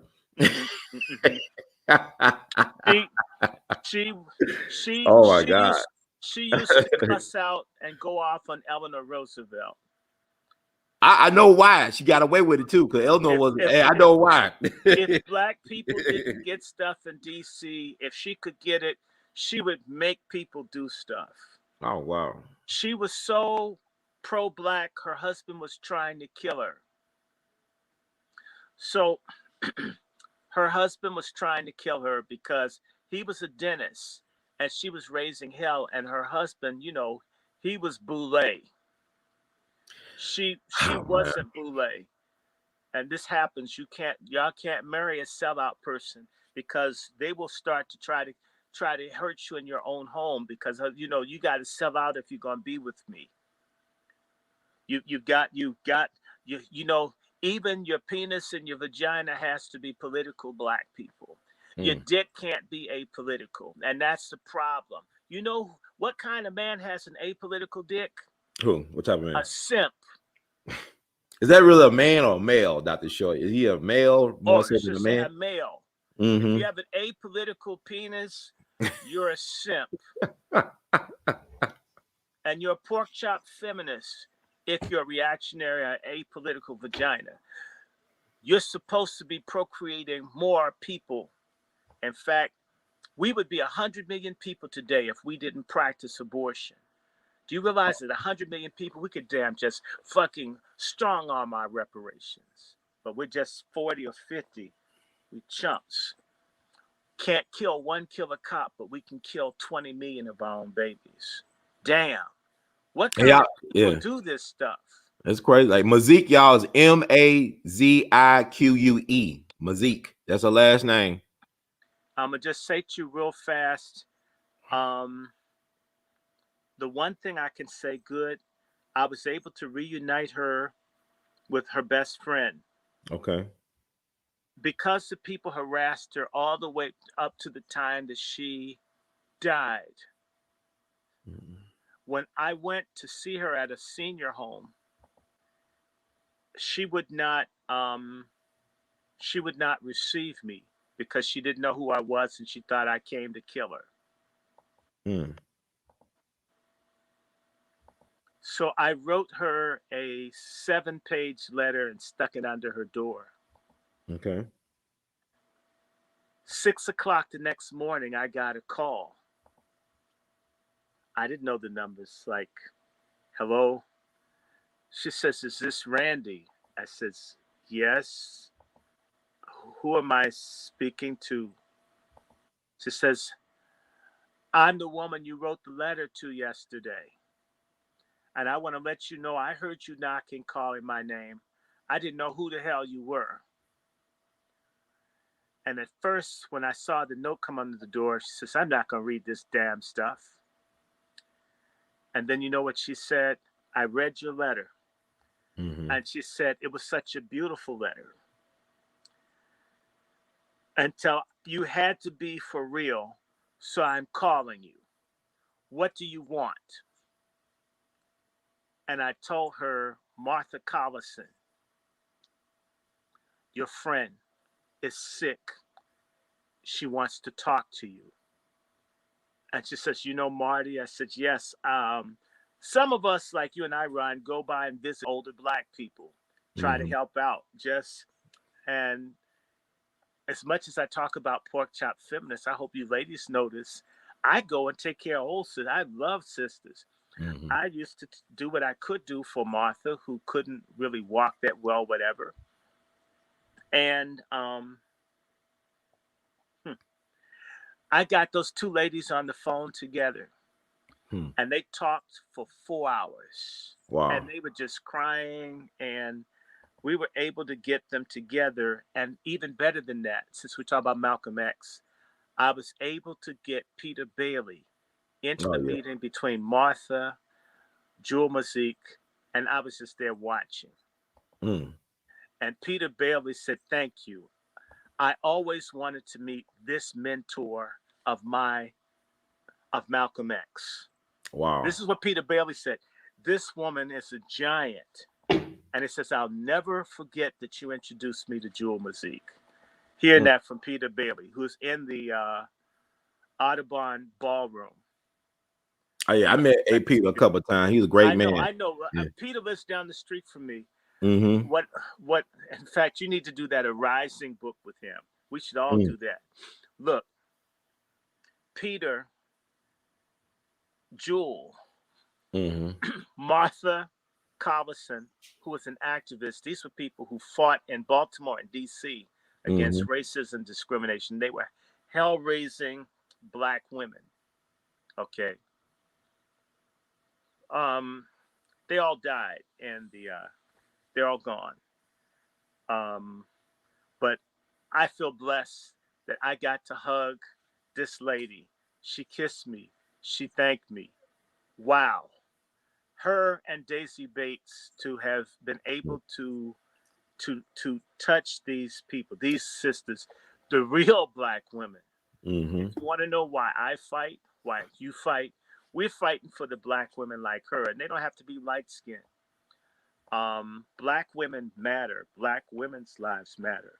Black femininity matters. Black motherhood matters. Black girlhood matters. And I'm raising hell with pork chop feminism because I know that there are righteous Black women like Jewel Mazzig, who are like Harriet Tubman, like my grandmother through adoption, Irene Morgan. I know I've told you that story before. Oh yeah, the original Freedom. I mean, she was Freedom Riding back in the 40s, right? Freedom Rider in the 40s, and she beat the asses of the cops that arrested her and paid damages, and she didn't get a scratch. She put their asses in the hospital. That was some special women from that generation, from that era, man. That was different type of women, man. It was love at first sight when I met. I didn't even know who she was until I kept asking Morgan questions until I got the answer. Says, "Oh my God, I've been trying to meet you for like 4 years." And so, back to the Supremes. Okay, back to the Supremes. And Dinah Ross, you asked me. So, one, Dinah Ross, whether you like her or hate her, she's produced several Black children that are accomplished. And if truth be told, she basically helped catapult the group at a certain point because she had Berry Gordy. And Dinah Ross has not been a negative representative of Black women. white husband's, side. I mean, she hasn't trashed black women, Mm-hmm. and she doesn't trash black men. I've never heard of Diana Ross dogging black men like Oprah. Whoopi. Think about it. As much as you Yeah, don't I'm like thinking black, about it now. Even when Paul Moody did some jokes about her doing some BET thing, she didn't really say anything from her mouth. Diana Ross has been classy all along. Diana Ross bailed out Mary Wilson when she was broke. She sent significant amounts of money to Florence Ballard's family. That money got played. So, does she have an ego? Is she a diva and others? Probably. But when little Malcolm got killed in Mexico, Mm-hmm. Diana Ross signed our petition. That's the only celebrity that put their name down that they wanted justice for Malcolm X's grandson. Oh wow. Only Diana Ross. Hmm. Only Diana Ross. None of the rappers, none of these people. Not even Spike Lee, who did the biopic. Only Diana Ross. Hmm. I'm certain. I am certain that they're flaws. But that was a personal campaign I was in. That's correct.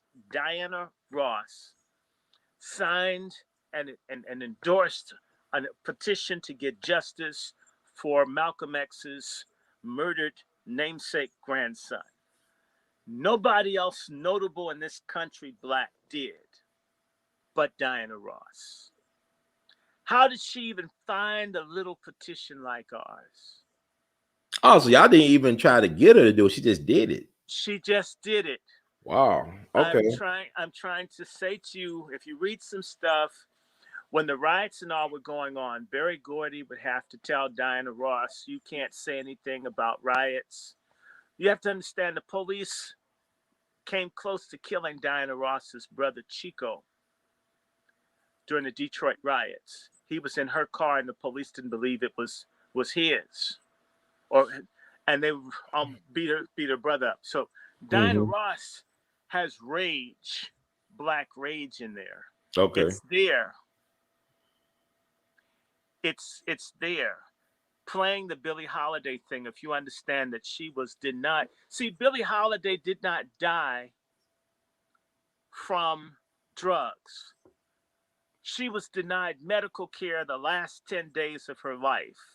So if someone came up and gave her some heroin, she was in pain because they wouldn't give her medical treatment. Mr. Arslinger, the big narcotics person, they denied. She's a victim. Billie Holiday was a victim of medical neglect. They punished her for her song. Strange Fruit was an anti-lynching song that J. Edgar Hoover and all of them wanted to destroy Billie Holiday for speaking out against lynching. You know, I heard that her manager Joey Iglesias, he got the Harry Anslinger and the government to get her though. Yeah, but Her own the manager, is, Joe Glacier. But he's a Jew. Yeah. Okay. And he was Louis Armstrong's manager too, Joe Glacier. What I'm saying to you is that Billie Holiday didn't just die a junkie. They destroyed her as much as she had self-destructive behavior. Yeah. Huey Newton didn't just die a junkie. Right. They set things up for this to be the outcome. And so what I'm going to say to you, Diana Ross has been in the business since 1960. They ultimately arrested her ass on the DUI. Right? They did. But if you look at her, none of her kids, none of her family, I'm not talking about, I talk about the mother. The daughter not marrying, that's the daughter's choice. Right. The mother's been married. At least she tries to get a man. Now she's lost like one dead, one divorced. Maybe they'll marry again. But then again, maybe you stop. By the way, Diana Ross was trying to hook up with Marvin Gaye. Oh, really?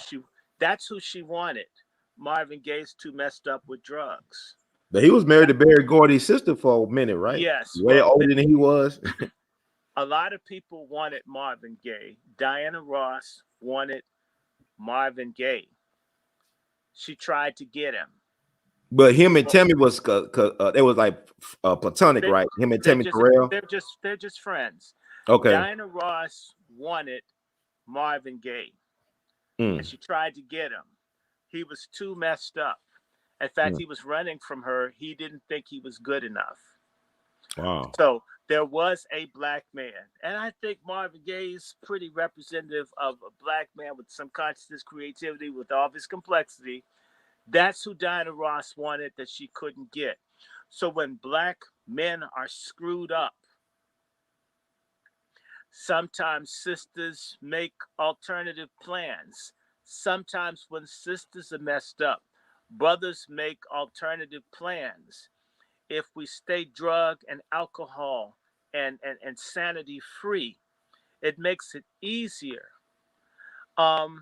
I think Diana Ross liked Michael Jackson, but he's too young. Diana doesn't seem to run after young boys. She's not a people like that Diana Ross. They blame Diana for everything. Like she had something to do with Michael Jackson being confused about certain things. I heard, over the years. That's not true at all. Let's be honest. That Joe Jackson did things to those boys, had them go with strippers, all kind. I heard stories. I heard things. Joe Jackson did pedophilia stuff with those kids. Just the fact.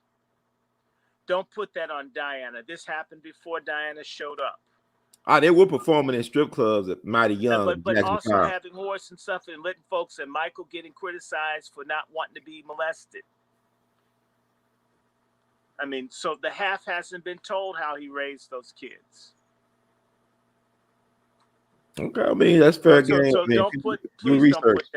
please don't put all of that on Diana Ross. There's stuff to dislike about Diana Ross. I agree, but don't put all of that. And think about the fact that the Jones girls. Remember the Jones girls from Philadelphia? Mm-hmm. Diana helped establish them. I don't know about what Suzanne DePass did. I don't know anything about that. I mean, he didn't ever have a childhood. I would say Michael Jackson never did have a chance to be just a kid. Even Dick Gregory talked about how, he would open up the refrigerator, light come on, and he started performing. Because Dick was real close to Michael Jackson. He helped him out a lot. And Marvin Gaye. He was close to Marvin Gaye too, did his eulogy. My father and Frankie, Marvin's favorite brother, were in a singing group called the Faith Brothers. So Frankie and my father were classmates from Spingarn High School in DC. And so Frankie was in my dad's Bible study group, and my dad met my mom performing, doing a gospel concert with Frankie. I was one of the lead singers for the group. Mm-hmm. So, yeah, Frankie was present when my mom met my dad. We were all in the same singing group. My dad did not know Marvin, but my dad did know Marvin's dad. Oh, what do you say about Marvin's dad? What is your father's take on Marvin's dad? Was he strange or something? You have to understand, my dad, if you were in the church, you were okay. There was a generation where if you were in the church praising God, you got a pass. Right. So Marvin Gaye's father got a pass. Marvin Gaye's mother was my grandfather's cousin and my grandmother's friend. They think they went to school together in Rocky Mount, North Carolina. Oh, wow. Rocky Mount is a powerful place. It was Thelonious Monk was born in Rocky Mount. Right. He grew up in New York, but he's from Rocky Mount. Right. It's a powerful place. Was, the guy Buck. So, by the way, I was saying to you, and I left out something. I was in I was in Kansas City, Missouri. Mm-hmm. All the black culture stuff that's being supported and funded in historic Kansas City, Missouri, the biggest help came in was from Republicans, not from Democrats. Interesting. And black folk, I mean, it's thinking, wow. I'm not saying maybe no Republicans like black people, but if they bring in gifts, take them. Oh, most definitely. Now back to the Supremes. Right. Now that I've done Diana was ambitious and so forth, but these are 3 black young women that dared to dream. Now, I knew another Supreme. She died in 2019. Okay. And her name was Barbara Martin. Mm-hmm. And Barbara Martin quit the Supremes in 63, if I'm correct, to get married. It was early. That was early. Wow. Well, no, they were at Motown. They were singing. She was on the records. Maybe she left. I think she left in 60, maybe 64, 63, 64. So when did the Supremes come? I know there was an incubation period where they were getting training and stuff. So when did they actually premiere? They had regional hits. Mm-hmm. Okay, they had something. I was saying in my other broadcast, when they were about 13 years old, okay, Florence, Mary, and Diana, maybe one other lady, went over to the International Rock Contest in Windsor, Canada, and they beat everybody there. Wow. As young teenagers. So, I mean, that's going to another country. You know, it's white there, but they went over to Canada and took their stuff and brought it back to Detroit. Mm. Okay, so they wanted something. And so the aspirational desire, and they didn't want to be pregnant. They didn't want to be on drugs. They wanted something. And what you need to know, because, you know, Diana Ross has a sister who's one of the best doctors in Michigan. I think if they're in Michigan or in Nashville. Okay. Diana Ross's sister is one of the most distinguished black women doctors in the country. So their family, they were driven, they were driven to be successful. Now, what happens, they got their hits, and the first hit, Where Did Our Love Go, in the summer of 1964. Where Did Our Love Go? What's pivotal about it is that all of their families had saved up money for them to go to college. And these young women were being pressured to go to college. Maybe not Florence, but definitely Mary and Diana. Mm-hmm. So that hit record took them from possibly going to college to being the number one pop group in the United States from about 1960 to 1970. So check it out. Where Did Our Love Go hit in the summer of 1964. It goes to number one on the Black chart, U.S. Billboard chart, number one in Canada, number one in Norway, number one in New Zealand, top 10 in about 15 countries. That first record, that's pretty phenomenal. Are you understanding me? Think about how segregated and unfair and distribution and how folks treated black people. And these ladies are hit in 30 countries with their first major record. Okay, it sells very well. On top of that, it goes to number 3 in Great Britain. If there wasn't so much prejudice, it would have been a number 1 record there. They follow up with the Sound-Alike song called Baby Love. Oh, yeah. It goes number 1 R&B, number 1 pop. Simultaneously in England and the United States for an entire month, it was number 1 record. It's number 3 record in Canada. It was number 1 record in about 8 countries worldwide.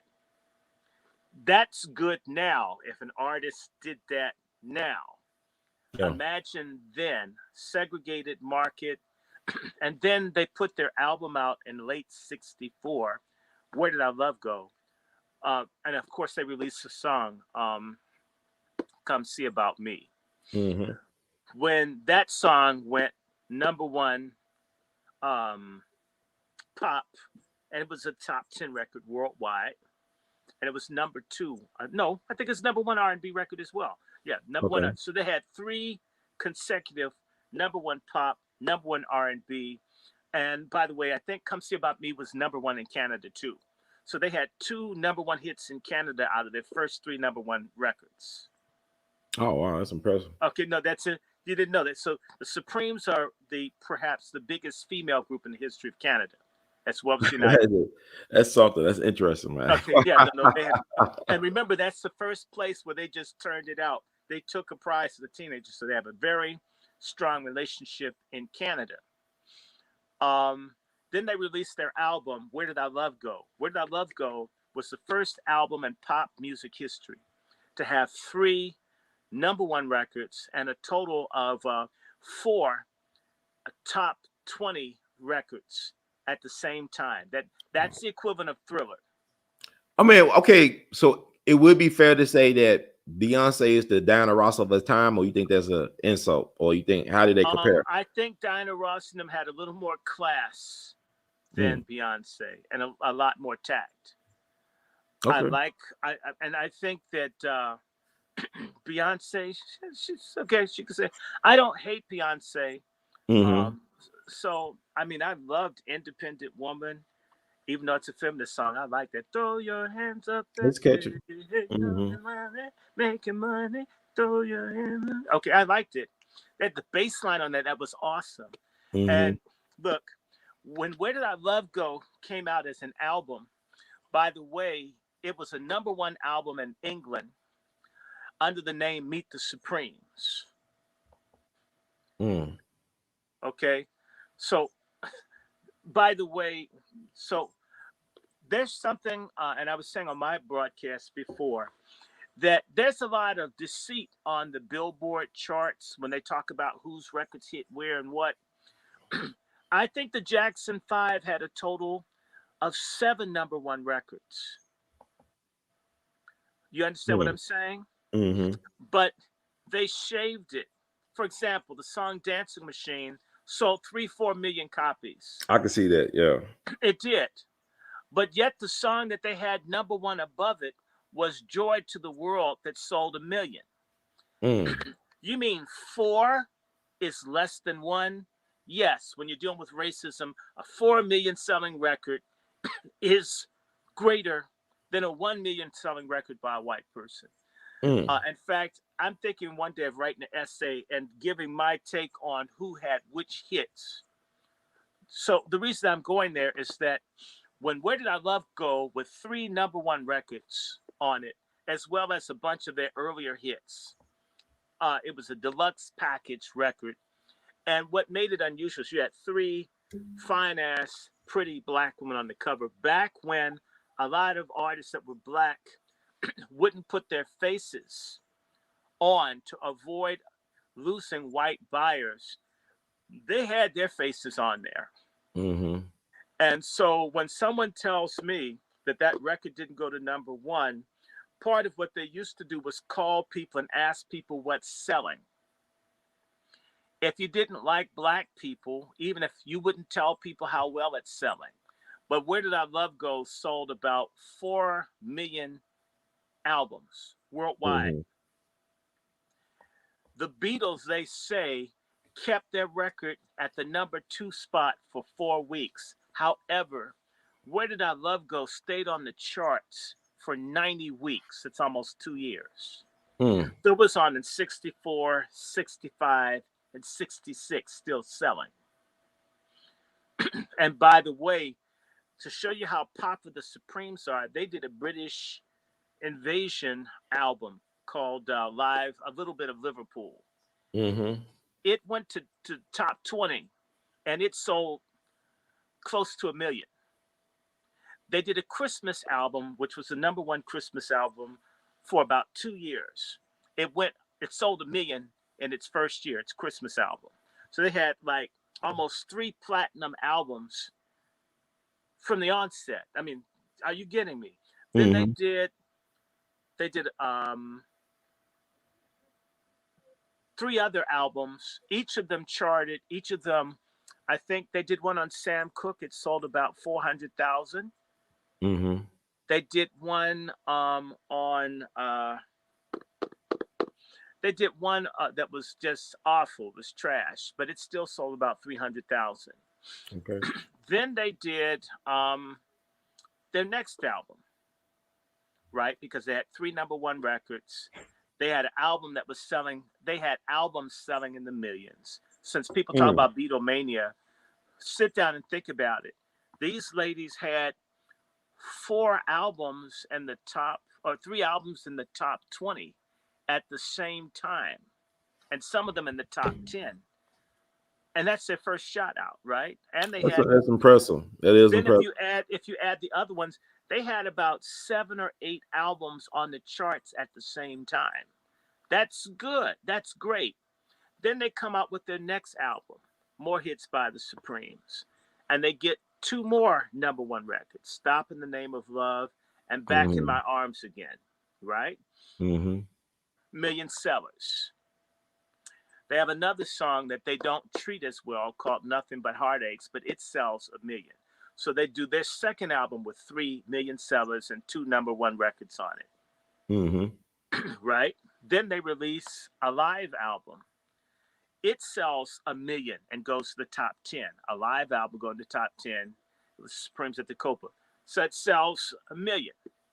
So that's like their third. And by the way, More Hits by the Supremes sold about 2 million. So they had 3 platinum records in less than a year. 4. Okay. That's impressive. That would be impressive now. Definitely. Imagine when okay, and they're on all the TV shows. When they were able to get into the Copacabana, they opened the doors for the Temptations, the Four Tops, for the Spinners, for everybody else to perform in the best, highest paying venues in the world because they broke through. Again, a million selling live album.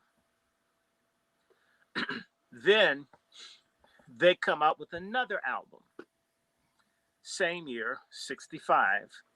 And this album is I Hear Symphony. 2 top 10 records. I Hear Symphony. By the way, it sells 1 million and almost 1 million and 1 million 3/4 million, 1,700,000. That's just in the United States. That's not talking about abroad. Remember, I told you they had hits worldwide once. Where Did Our Love Go? Mm-hmm. Right. By the way, their song "My World Is Empty Without You, Babe," I think was a #1 hit in Canada. Okay. Nothing. So yeah, damn, they get a hit there that they don't get here. Are you saying? And this is, you don't have this really happening right now in the music business. So imagine back with Jim Crow and all this stuff. How this must have been crazy. I was saying in my previous broadcast, where I lived in Virginia in Fairfax County, the people were really racist. I mean, I can recall going to the store and this white lady was unhappy about something, and she was screaming, and because I think she bought something that had been damaged, or she bought an iron or something, and she was screaming, "I want the manager. Where's the damn manager?" And there's a black man standing there, and I'll never forget this. He says, "I am the motherfucking manager." And, and that white woman was so clown. Oh, I wish I could have saw that on video. Yes, I mean, my mother was there, and we weren't supposed to. I mean, I fell out laughing. Yes, Ron, I fell on the floor and laughed. You had to laugh. And I knew my mother was mad. I don't care. This was good to me. It was good. I think it's like 1969. Oh wow, that's something. And I was remembering telling people that even in my racist neighborhood, the mannequins in the stores for clothes, the mannequins look like the Supremes. Mm-hmm. As much as white women are jealous of black women, they wanted clothes like the Supremes wore. So in the stores, the very store they follow me around because you're black to make certain that you don't steal, the mannequins for women's wear look like Diana Ross, Florence, and Mary. You have to understand how racist the area I lived in was 1% black. Mm-hmm. These ladies made an impact, right? Mm-hmm. When you got Klanswomen wanting to look and dress like you. All right. And so it goes on. I mean, just hit after hit after hit. You know, someone mentioned the British invasion to show Mm-hmm. you how potent these sisters were. There's an unsung diva who I want you to interview, Brother Ron, Okay. because let me tell you, if you're a black man, a real black man, and you want to feel loved when you hear a black woman sing, I Mm. strongly recommend that you discover a singer by the name of Brenda Holloway. Okay. Brenda Holloway. This lady had a few hits, but when she sings, you feel like she's about to unbuckle your belt. She is and she's gorgeous. She's as nice, sweet as pie. In fact, Brother Ron, I was sick on my birthday, which was February 9th. So if Mm-hmm. anybody wants to donate on my birthday, y'all can. Yeah, happy belated birthday, Dr. Short. Yeah. Do you know that Brenda Holloway called me on Valentine's Day to wish me a happy birthday? Oh, did she sing to I you? was so shocked. It almost took all the pain of Mary being dead. Mm. And I'm like, are you this really you? But I could tell from her voice, it's you. My God. So I says, look, you don't know me, but I'm a fan of yours way back to when I was a teenager. And I said to her, let me just tell you what you mean to me. I said, do you know I used to have your picture, Kim Weston's picture, Mary Wilson, and the Supremes picture on my door. And whenever I had an examination, I would kiss you and them before going to school. I said, I never failed. And when I came back, I kissed all y'all, but I went back in my room door. I said, Oh wow. I stayed on the honor roll.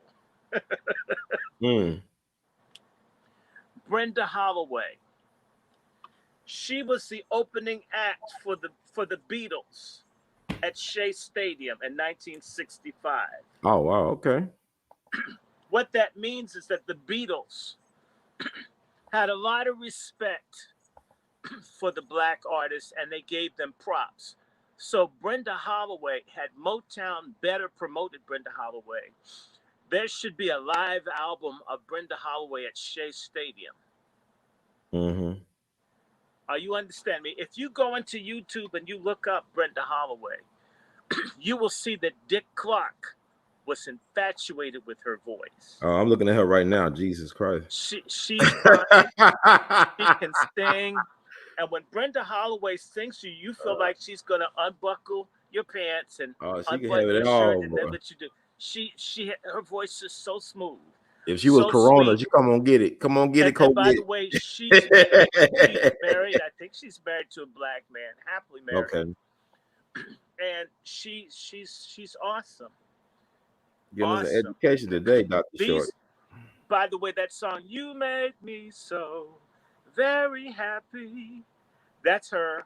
Oh my God. You Oh, have to see her. There is a thing with her singing her song, What Are You Gonna Do When I'm Gone? And she has on the Catwoman suit. Leather from the top down. Oh, really? And Let me find that. she is she's still great. Beautiful woman. Not only could she sing, she's a violinist, and Oh, she wow. wrote songs. Like she wrote the song, You Made Me So Very Happy. I'm so glad you came into my life. Oh, yeah. She's the one that you've heard that by Blood, Sweat, and Tears. Okay. They copied her song. They got a bigger hit. Yeah, she's beautiful. I'm looking forward to hearing her voice after I get off the And show with you. it's something. It's called Spellbound. It's an album that's never been released in the United States. You can hear samples of it on Spell. Oh, yes, it's you might find on YouTube. All of her songs are good. There's a song that Michael Jackson sang, "I've Been Good to You." Mm-hmm. It's a Smokey Robinson song. This lady sings it better. Really? She's one of the best singers. In fact, if you listen to the records now, the recordings were so well done. Yes, spellbound. Well, it is Motown. They got that great sound, so Yeah, but she great was from musician. Los Angeles. Okay. She didn't record in Detroit. Oh, okay, I got you. Before Motown moved to Los Angeles. But they still had James Jamerson on that bass guitar, though. Well, not for her recordings. Not for her recording? Oh, okay. No. Funk Brothers. She recorded typically in Los Angeles. Mm-hmm. You should see him, James. I thought he moved to LA too. I mean, I saw that Funk Brothers documentary they did a while back. If he did move to LA, she had left Motown by that time. Okay. See, Motown had other divas than Diana Ross. There's another really great singer who's gorgeous. Not Brenda. What's her name? She had a song, Forget You Ever Knew Me, Baby. What's this one? You've seen the Elvis Presley movie when he plays a priest in a bad parish? Oh, Elvis Her name Presley? is Barbara McNair. Barbara Okay. McNair. She died, I think, from drugs. It's sad. Barbara McNair is good looking, but light skinned. Fine, pretty black woman. Light skinned black woman, pretty. She, Brenda Holloway, and of course, Kim Weston are the best women singers that Motown had. Better than Martha Reeves, better than Diana, but they didn't get the professional push. Damn. And Sarita Wright, who did get a little bit, but just the best ones. And I would, Jean Terrell with the Supremes. Jean Terrell was very good. She didn't get the kind of love she should have. But that's what it is. So the Supremes were the ones that got the breaks. But just be clear that nobody did. I mean, just the breakthroughs that these sisters did, the Supremes. I mean, 18 million selling records, 13 #1 records, I think 4 #1 albums. In fact, there she is. The Barbara McNair. Oh yeah, she's beautiful. Nice. Damn, Berry Gordy. I guess Diana having that relationship with Berry Gordy helped a lot, right? I mean, helped us. I'm just saying, I know it's business, but you know what I'm saying. Hold on. So maybe Ain't No Coochie Deep Enough. That's what she had on Berry Gordy. But man, they had some gorgeous women, man. There's some fine. They could. They didn't even make it. Like you said, they even make the cut. Wow, so much talent that don't get their recognition. Barbara McNair is awesome. Awesome, man, beautiful lady. She's a beautiful lady. This is sort of something I'm into. I love these black women that can sing. Wow, have you written a book? You need to write a book about this. This maybe I should. You're very passionate about, very knowledgeable about these women. Yeah, Barbara McNair. You're gonna love my baby, and if you do is cry, 'cause I still love him. She. So one thing we'll give Diana Ross, because Berry Gordy was a pimp for a short period of time, according to his wife. I mean, he's from Detroit, though. It's like but he was a pimp. He was a pimp, according to his first wife. The book is out there, Berry Gordy and Me. I believe that, Aretha Franklin's first husband, Ted White, was a pimp, right? That's how she got a career invested in. Yeah. I mean, that's Detroit, though. Like you said about Philly, Detroit got that type of thing about them, too. But her father was a pimp, so let's just be real. Ooh, C.L. Franklin, come on. I'm going through. I'll take away. $1 Million Boys. C.L. Franklin, huh? Yeah, no, I got him down. You know that's him. Your mother is a friend who's with you till the end. No other on earth you'll find. She's always on her knees, saying, Lord, have mercy, please. Your mother is a friend all the time. Okay. That was Yes, good. that is it. Yeah, I got him. I get it.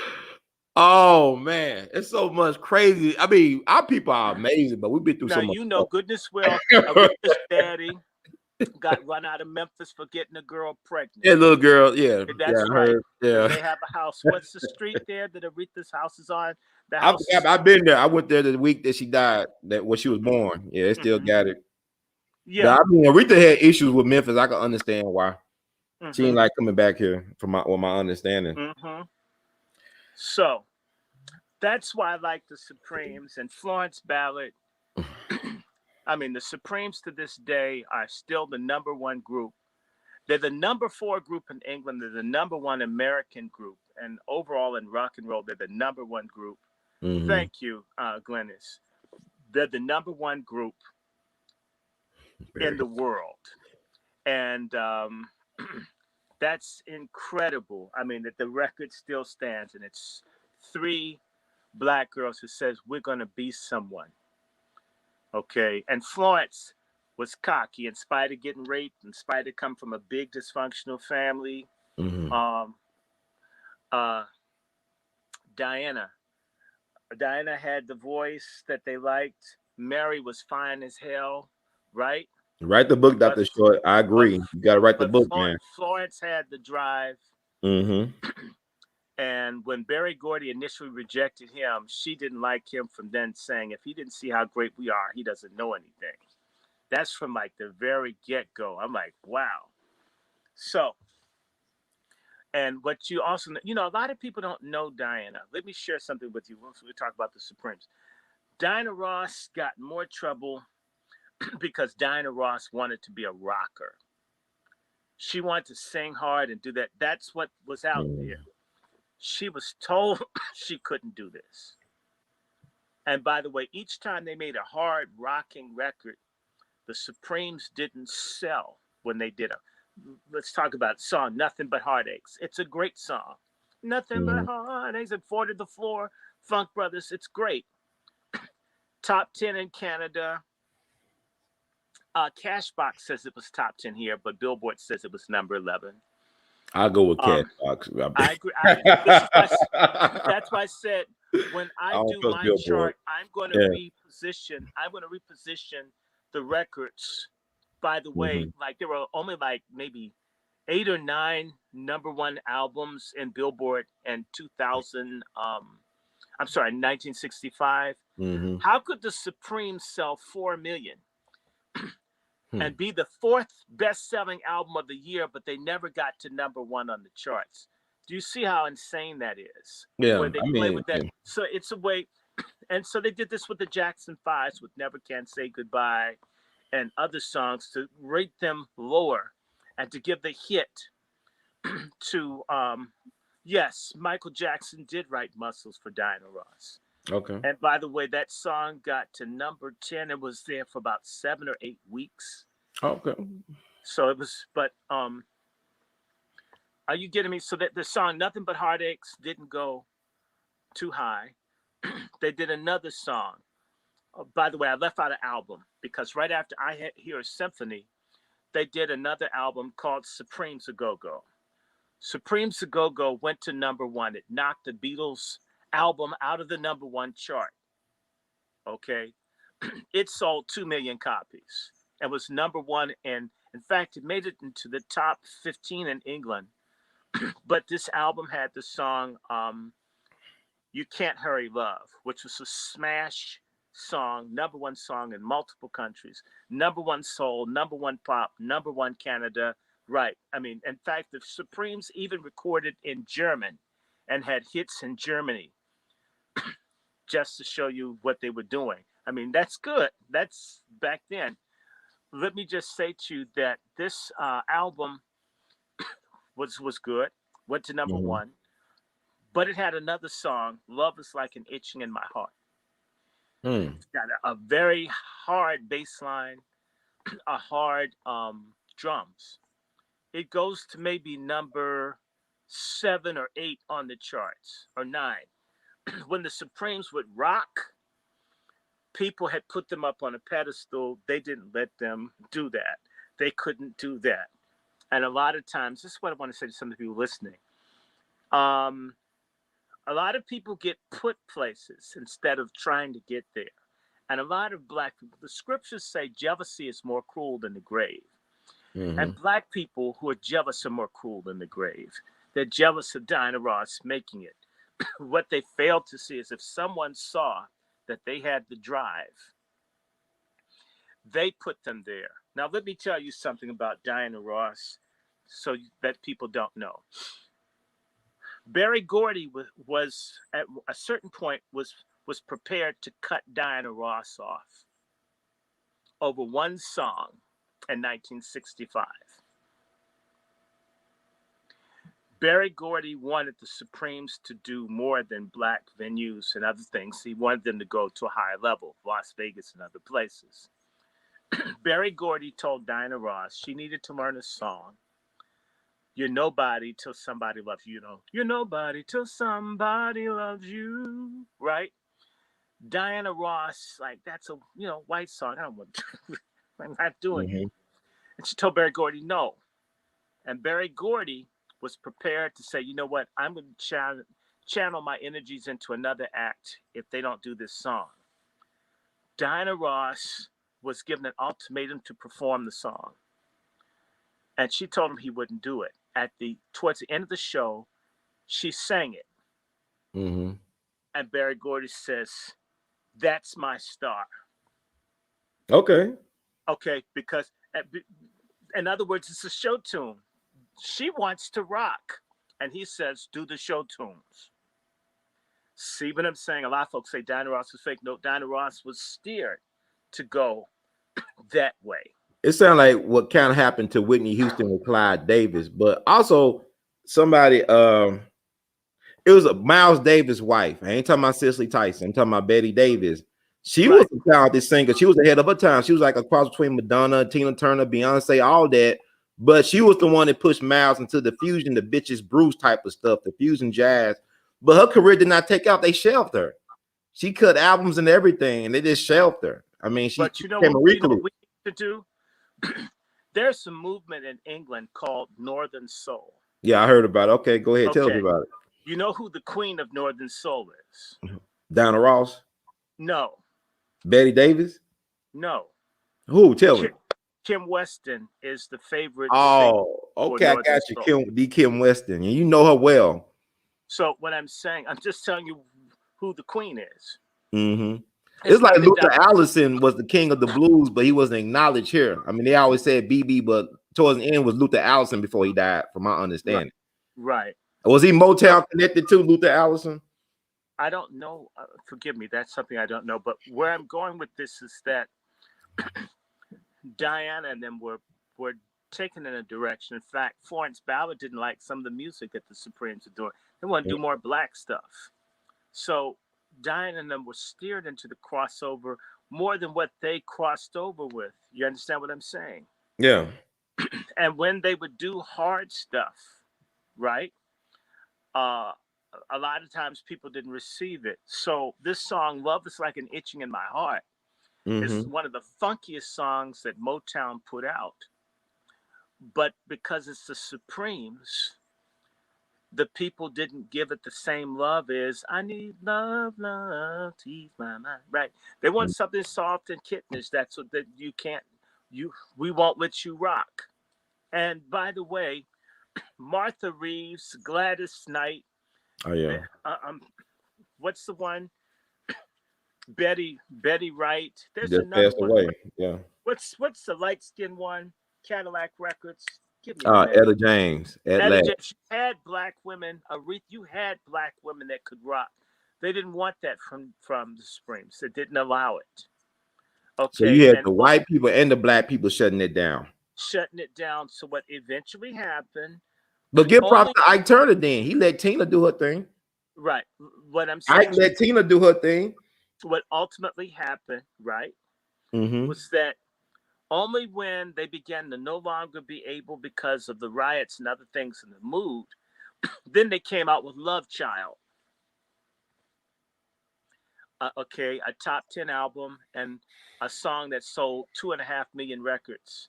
in 6 months, right?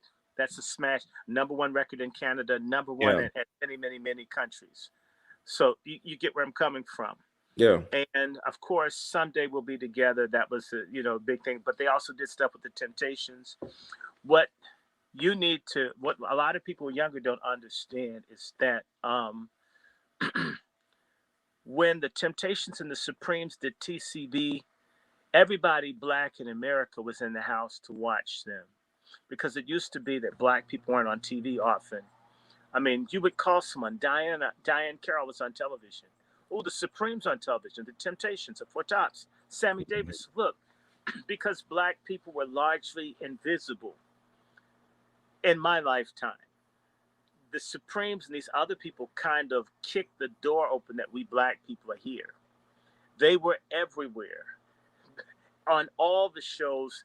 Basically, they were a cultural force and a presence, as was Motown, as was Aretha Franklin. I mean, I know what it's like to look out the window of my dad's church and see 30 some odd people holding transistor radios, and everybody's listening to Aretha all at one time, all up and down 8th Street Northeast. Everybody's got a transistor, and they're listening to one thing and one thing only, Aretha Franklin. You get where I mean? That's that Aretha Franklin. That's a whole nother discussion. We're gonna do that when that movie finally comes out. By the way, we got a few more minutes, brother. You've seen that movie, Judas and the Black Messiah. Yeah, I'm glad you brought that up. But let me address something right quick. I gotta address something in the somebody, Daniel Coopy said, Ron, I'm a native of California's Central Coast. We had the Monterey's Blues Festival out here for many years, man.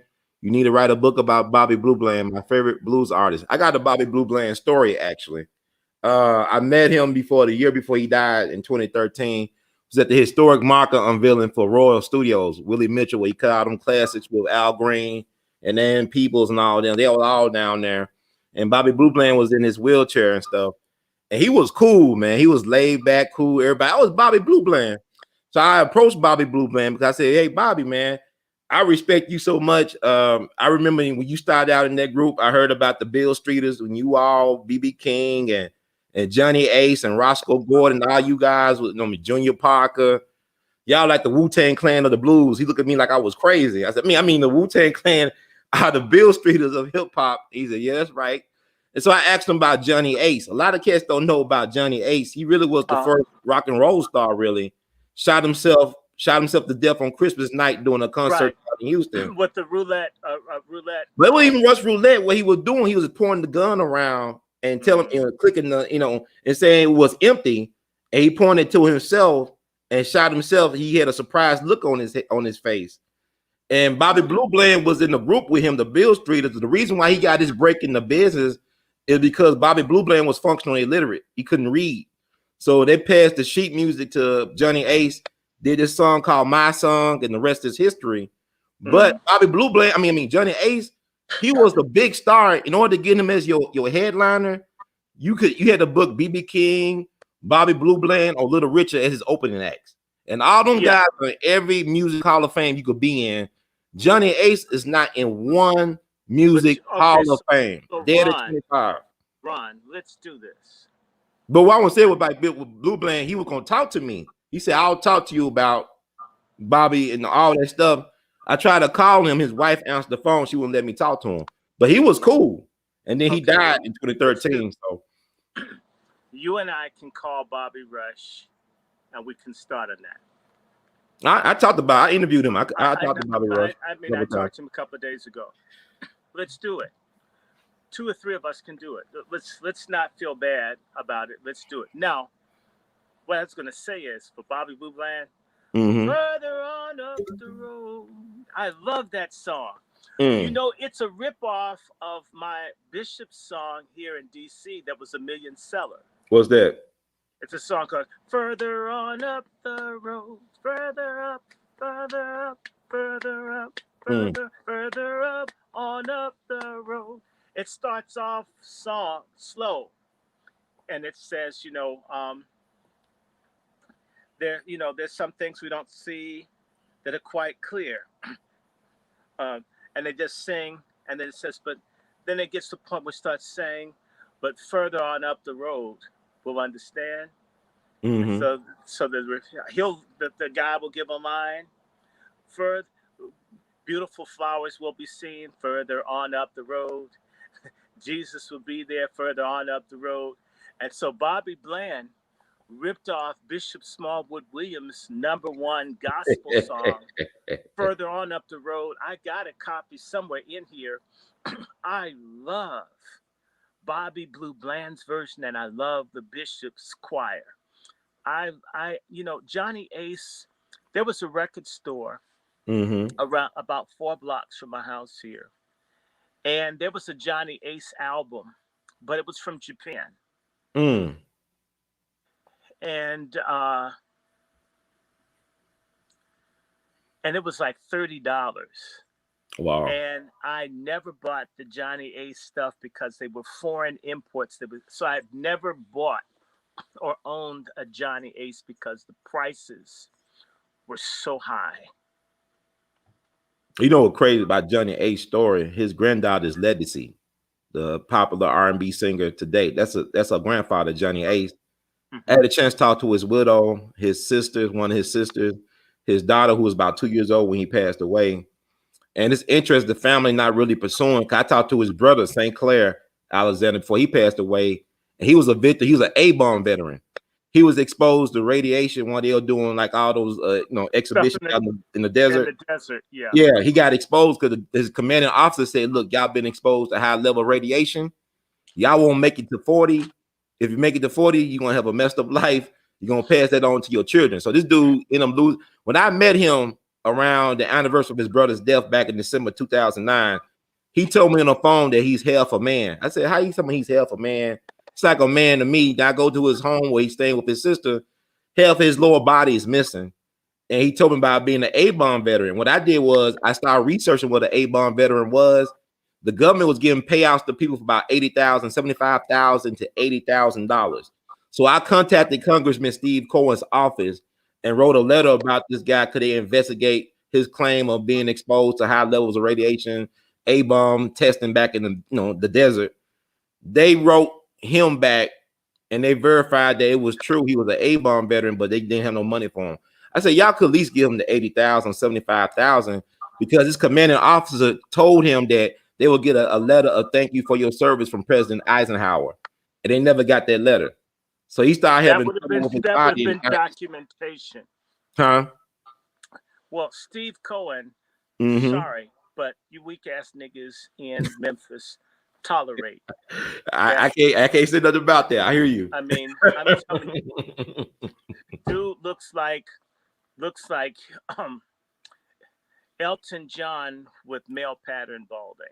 The young Elton John with male pattern balding. But he was the only person pushing for his brother's legacy. Like black folks don't even want. Because I interviewed a professor who wrote a book about Johnny Ace. He found out that his royalties were going overseas to this English company, so he was able to secure the royalties for the family. Professor James Salem wrote a book called The Late Great Johnny Ace. He passed away back in 2012. But is the family still getting the money? Is the family still getting the money? They got a little bit. See, this is what happened, right? Hold it. When we go off the line, I'm going to give you a number to an attorney that can get them paid. Okay, if they want it, but they're not really pursuing anything. That's what I'm saying. Like, they're not really trying to fight for it. Is that dude with the missing penis, does he want some money or is he alive? You talking to dude I interviewed, the city guy? Yes. I don't even talk to him. Many people give me these stories, man. I'm like, man, okay, let me just do the story. But is he related to Johnny Ace? No, he's not related to Johnny Ace. No. So you don't know. Now the brother's dead. The one who was an A.L.L veteran, he died about almost 10 years ago. But who?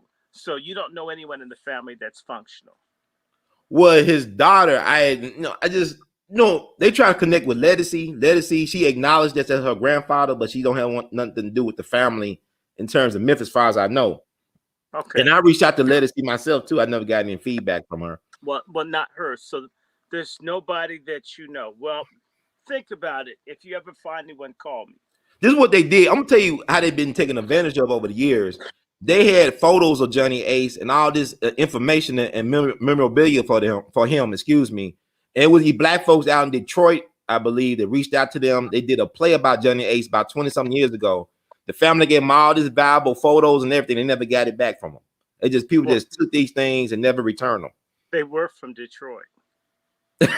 I think, Dr. Short, people don't understand, like, when you put yourself in these positions, try to tell these stories to help people, it could get overwhelming a lot of times. Because there's so much fuckery that goes on. And then the people you try to help, they want to fuck you over too sometimes. Because fucking you over too, the real problem isn't white racism. It's black on black racism. That's the problem. Because I've never had a problem dealing with people in any other group. Never. I've only had problems dealing with black folks. So, my brother,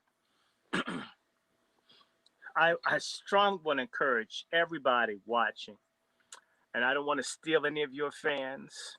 No, go ahead. Okay. But I want everybody, if you can, please subscribe to my channel. Randy Short at YouTube, or Randy Lancaster Short. I need a backup YouTube channel because they mess with me. And let's stay in touch. I love Brother Ron. We work well together. He knows if he calls me or whatever, like, I'm going to reach out and ask Brenda Holloway if I can you could do an interview, because that would be fun. That'd be interesting. I would love to get her take. Has she written a book or anything? I think everybody should start telling their stories and getting paid for it. I don't know, but I'll reach out. Let her know I'd write it. And you need to write the Supremes. You need to be, be an authorized person on a Supreme story or something. Well, someone like Diana Ross would have to give permission. But what I will say is this. I want everybody to support Brother Ron. Send him something. Send me something too. Yeah, but we're independent voices. I will be doing more to expose the NAACP and the Congressional Black Circus. I will be doing more to raise hell. I'll be doing my Angry Black Men's Book Club. I got more books coming in and stuff. I'm just doing this. It's going to be fun. And pretty soon, now that I've about beaten this thing, it flares up a little bit, but we're going to turn it out. But Dr. I won't get you, like, you start into the Judas and Black Messiah, but I got to ask you about your boy Enrique and the Proud Boy thing. What's your take on Enrique? Well, what I know directly about Enrique was he was turning in drug dealers. And my parents worked in drug rehab, and I used to be babysat by a man who used to intravenously shoot heroin, Brother Jaluk. One of the people I loved the most. And I caught him shooting dope when it's about 3, 4, and he beat the hell out of me for catching him. And nice man, but a junkie. Right. And when my parents ministered, they would find people, the folk with hepatitis from shoot. I'm saying to you, when it comes to me and drugs, up until I began to understand mass incarceration was a part of the problem, right? I was so afraid. In fact, my parents, who didn't like jazz because they're super sanctified, Holy Roller Pentecostal types, they told us that if you listen to jazz, you would become a heroin addict. And see, part of that is, let me just put the piece together.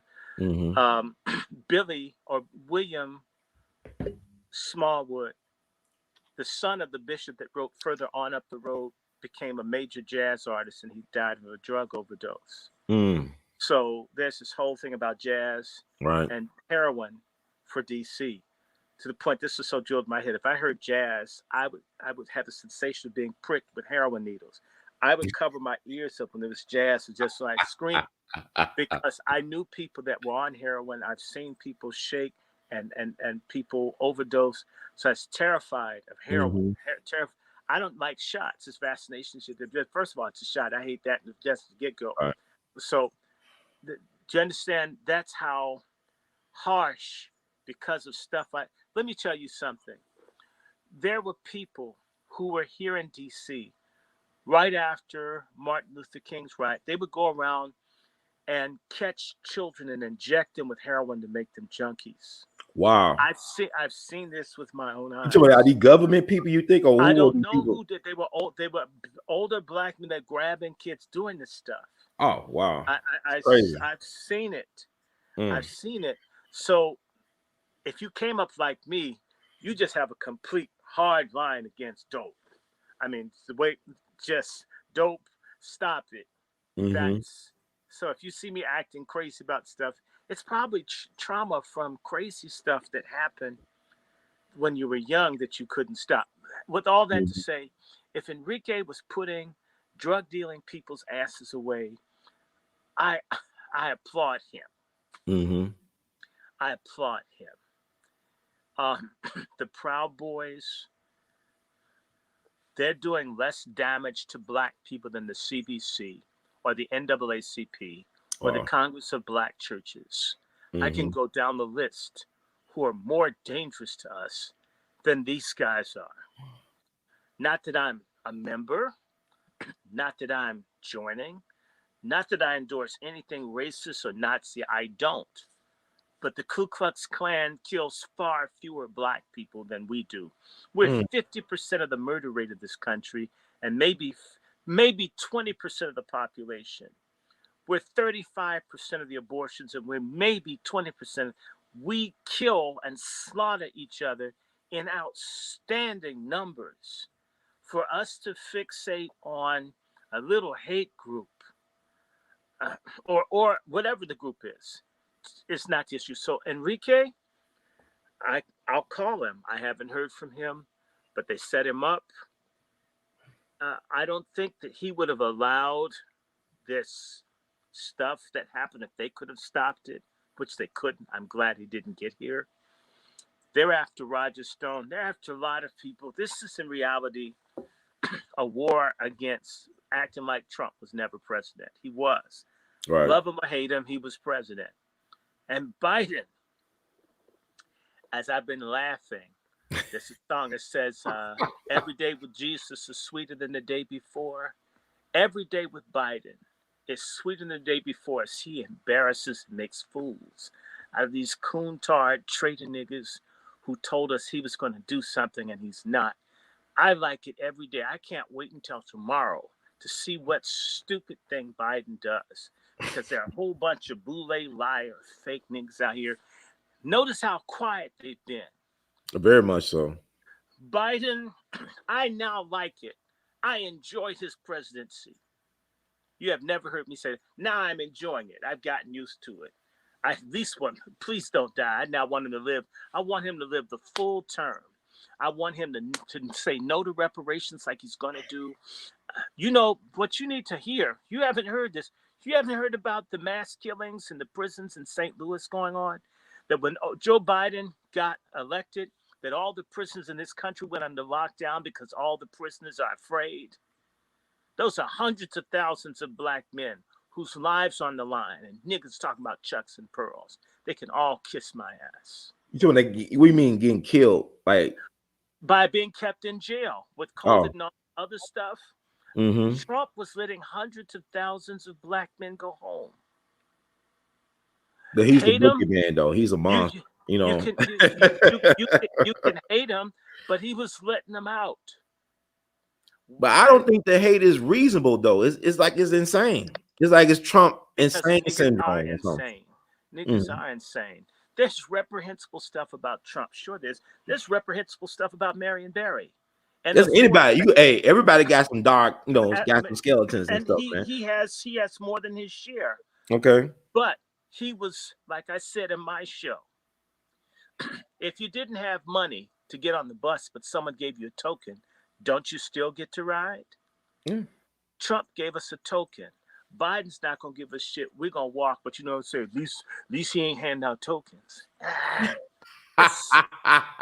Before you go, Dr. Shaw, I mean, really enjoying. Oh, well, you'll take on the Judas and Black Messiah. You gonna say something about that before I interrupt you? Real fast. One thing I didn't like was it's gonna encourage people to smoke. Why you say that? because everybody was smoking. But Fred was smoking, right? Fred Hampton Yeah, did but the smoke point is cigarettes. that look, J. Edgar Hoover is gay, and you don't see him gay in any of the movies where he's represented. Okay, Okay, that's so you can fair. take That's the fair. cigarettes out. That's fair. Okay, it's bad. That's going to influence young black people to smoke. It's also the language that they were using sounded like Black Lives Matter. So a lot of folks are going to want to join Black Lives Matter behind this film. It's going to push the communist stuff without explaining what the communists are really about. And since people need to be reminded that the communists have adopted the LGBTQ as a national minority group that needs protection and sovereignty and self-determination, that the leftist movement in America is now a gay movement. So basically, the movement, that film, if it pushes people towards the left, is pushing them to promote LGBTQ and all this gender confusion. You know, And yeah. if you teach young black people that we can shoot our way out of this, when these folks basically they have porta johns up on Mars, do you really think we can outshoot these people? I'm not saying don't have guns. I'm not saying don't have a militia. I'm not saying don't defend your home. We're going to have to learn how to think and find more sophisticated ways to get to where we need to get. If a showdown comes, fine, but don't make a showdown the starting point. We're not in the position to do that right at this moment. The Panthers did a lot of things prematurely. What excited a lot of people was them taking up the gun, showing the gun. They, by the way, they bought the guns from a government agent, right? Yeah, Japanese American. Yeah, And one then of you the founding show members. the same people you bought it from, hey, I'm outnumbered and you've got nuclear and guided and laser weapons. And look, I've got a shotgun I bought from you. It's unstrategic. It's stupid. But you know, Not the gun ownership, but the whole idea that you can take out the most powerful government in the world with weapons. Weapons don't necessarily win wars. Ideas do, like the A-bomb. Oppenheimer had an idea, as did Einstein, as did the black man, forgive me, Elmer Imes, one of the fathers of the A-bomb, is a black man from Tennessee. okay. Elmer Imes. Ideas won World War II. Because those ideas could be made into more sophisticated weapons. Black people need to think. Black people need to read. Black people also need God. Spirituality is important. Mr. William O'Neill was an atheist, a non-believer. The reason a lot of these snitches and traitors and people that do this stuff and their conscience doesn't pain them is because they don't believe in an absolute right or wrong, good and evil. We have a lot of black people that are amoral, sociopathic scum that can rape, kill, sell drugs, do whatever, and they're a plague to us in-house. Real talk. We need to clean up the soul and minds of our people, because you wouldn't give your money to an Arab selling dope and bad milk in your neighborhood if you believed in right and wrong. If you didn't believe in gluttony and sloth, you wouldn't be 400 pounds going getting potato chips and pop from Asians that hate your guts. When you have farmland, you could grow stuff on. Black people need more, as much as they need weaponry, they need the sword of truth. They need to know about God. They need to know right and wrong. And in reality, if they have to die, they need to have a transcendent belief and a heaven and a reward and righteousness if you sacrifice your life. Right now, if you don't believe that there's anything better than this, then you become a coon that just wants to get yours. It's just about the Benjamin is a phrase, stock phrase of coons. It's just about me and now and mine. This man here, Elmer Imes. And guess where he's from? Was the He's from where? Memphis, Tennessee. Look, you haven't heard of him October before? 12th, 1883. I never heard this brother till he told me. This man was Einstein's. Einstein worshipped this man. He's brilliant. From Memphis, y'all. This is where Einstein got his ideas from. Einstein didn't know. This is the man that's talking about the atom before Einstein got into school. Let me It's say a this black about. man.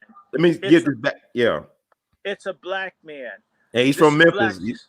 He I born told you he's October from 12th. Tennessee. Yeah, I but he's told from you. Memphis, though. I ain't gonna just say I got you. Tennessee. I got you. I told you. October He's from 12th, Tennessee. 1883. He was born. Dick Gregory's birthday is October 12th. Then he died September 11, 1941. He was the second African American to earn a PhD in physics and the first in the 20th century. He was among the first African American scientists to make important contributions to the modern physics. While working in industry, he gained 4 patents for instruments to be used for measuring magnetic and electric Spectrography. properties. Right. As an academic, he developed and chaired the Department of Physics at Fisk University, serving from 1930 to 41. So, yeah. Okay. So they said, okay, he was born in Memphis, Tennessee. He was the child of college-educated parents. His father's family were people of color who had been free since before the American Revolution. His mother's family, former slaves, had moved to Oberlin, Ohio after the American Civil War. Both his parents graduated from Oberlin College. Dr. Short is dropping names today. Jewel, what's her name? Mazzig. Mazzig. And this guy, he should be a hero. Amazing. Look at this. I mean, I knew he was from Tennessee. You have to understand that my grandmother's great-great-grandfather is from Memphis. Damn. Memphis is a powerful place, man. I keep on telling. Well, I'm confused. Why are you confused? Well, I mean, let me tell you, brother, when I found out my family some of it is from Tennessee, I couldn't believe it. It's like, we don't have people in Tennessee, but we do on multiple sides. And that's what, oh my God, that's incredible. But isn't that incredible? This man was president of the American Association of Physicists. Wow. He's brilliant. We don't talk about people like that. We want to talk about twerking and Cardi B and crap. No. We don't talk about Arms and Mazzig and people like that. No. And what I want to say is the founder of the Black Panther Party that they conveniently gave no mention to was brother Bob Brown. Okay. Who's from Chicago, Illinois, who started the Black Panther Party and recruited Fred Hampton. They don't talk about him. They don't talk about Dr. Bobby Wright, his teacher. And I want to tell people, look at that lecture he did in Atlanta, April 10th, 1980, while it's still on YouTube. Dr. Bobby Wright talked about the LGBTQ agenda. He told how Hampton and them were being used by the white people, the Students for Democratic Society. Fred Hampton, listen to Fred Hampton's interview from October 9th, 1969. He called out the anarchists. He called out the Weathermen and Students for Democratic Society. He said it was suicide for them to try to blow up things and get the people targeted for it. He said we got to educate the people, to politicize the people. You know what? That's why they killed Fred Hampton, because he was no thug. He was no gun-toting thug. He was ideas, man. Eric Mann of the Weathermen is the mentor of Patrice Cullor of Black Lives Matter. There you go. Black Lives Matter is the Weathermen. But Hampton will be against the Weatherman. He'll be against Antifa today. Exactly. He'll be against BLM today. Listen to the actual Fred Hampton speak. He'll be against Black Lives Matter, how he is today, and Antifa. He won't be for George Soros. So listen to He'll call these people out. That's why they killed them. I'm waiting for Brother Tariq to drop this film, Buck. I can't. Yeah, oh man, I'm looking forward to seeing you in it, man. When is that coming out? I thought it would be coming out this month. I don't know. I mean, you know Tariq better than I do. I did too. You are featured in the movie. I'm gonna ask him, because I'll tell you, they have a way of putting pressure on people about films. Yeah. He's a man of his word. He give out good quality product. Yeah. No. I'm not in that. I'm not in the anti-Tariq world. I know you're not. I know that's. I know you're not. I'm just saying, but he's been consistent about keeping his word. I would like remind other people. I'm not saying him keeping his word. I'm talking about people putting pressure on people. Okay.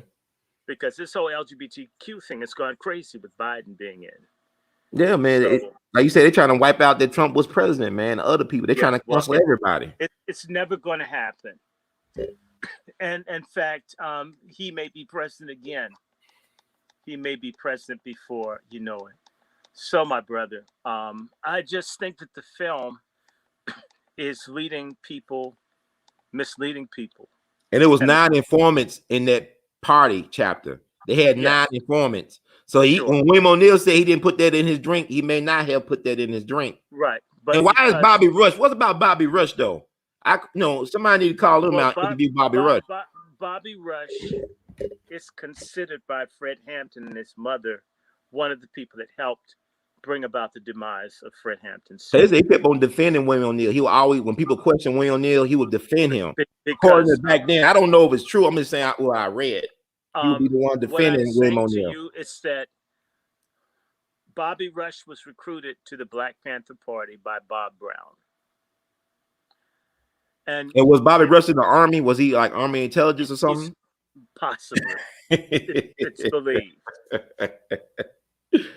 Why he has not put out, Dr. Short, help me understand. If that's your homeboy, you was number 2 to him, and y'all got money to preserve the Emmett Till house. Fred Hampton mama used to babysit Emmett Till. Why y'all not putting any government funds behind preserving Fred Hampton's childhood home?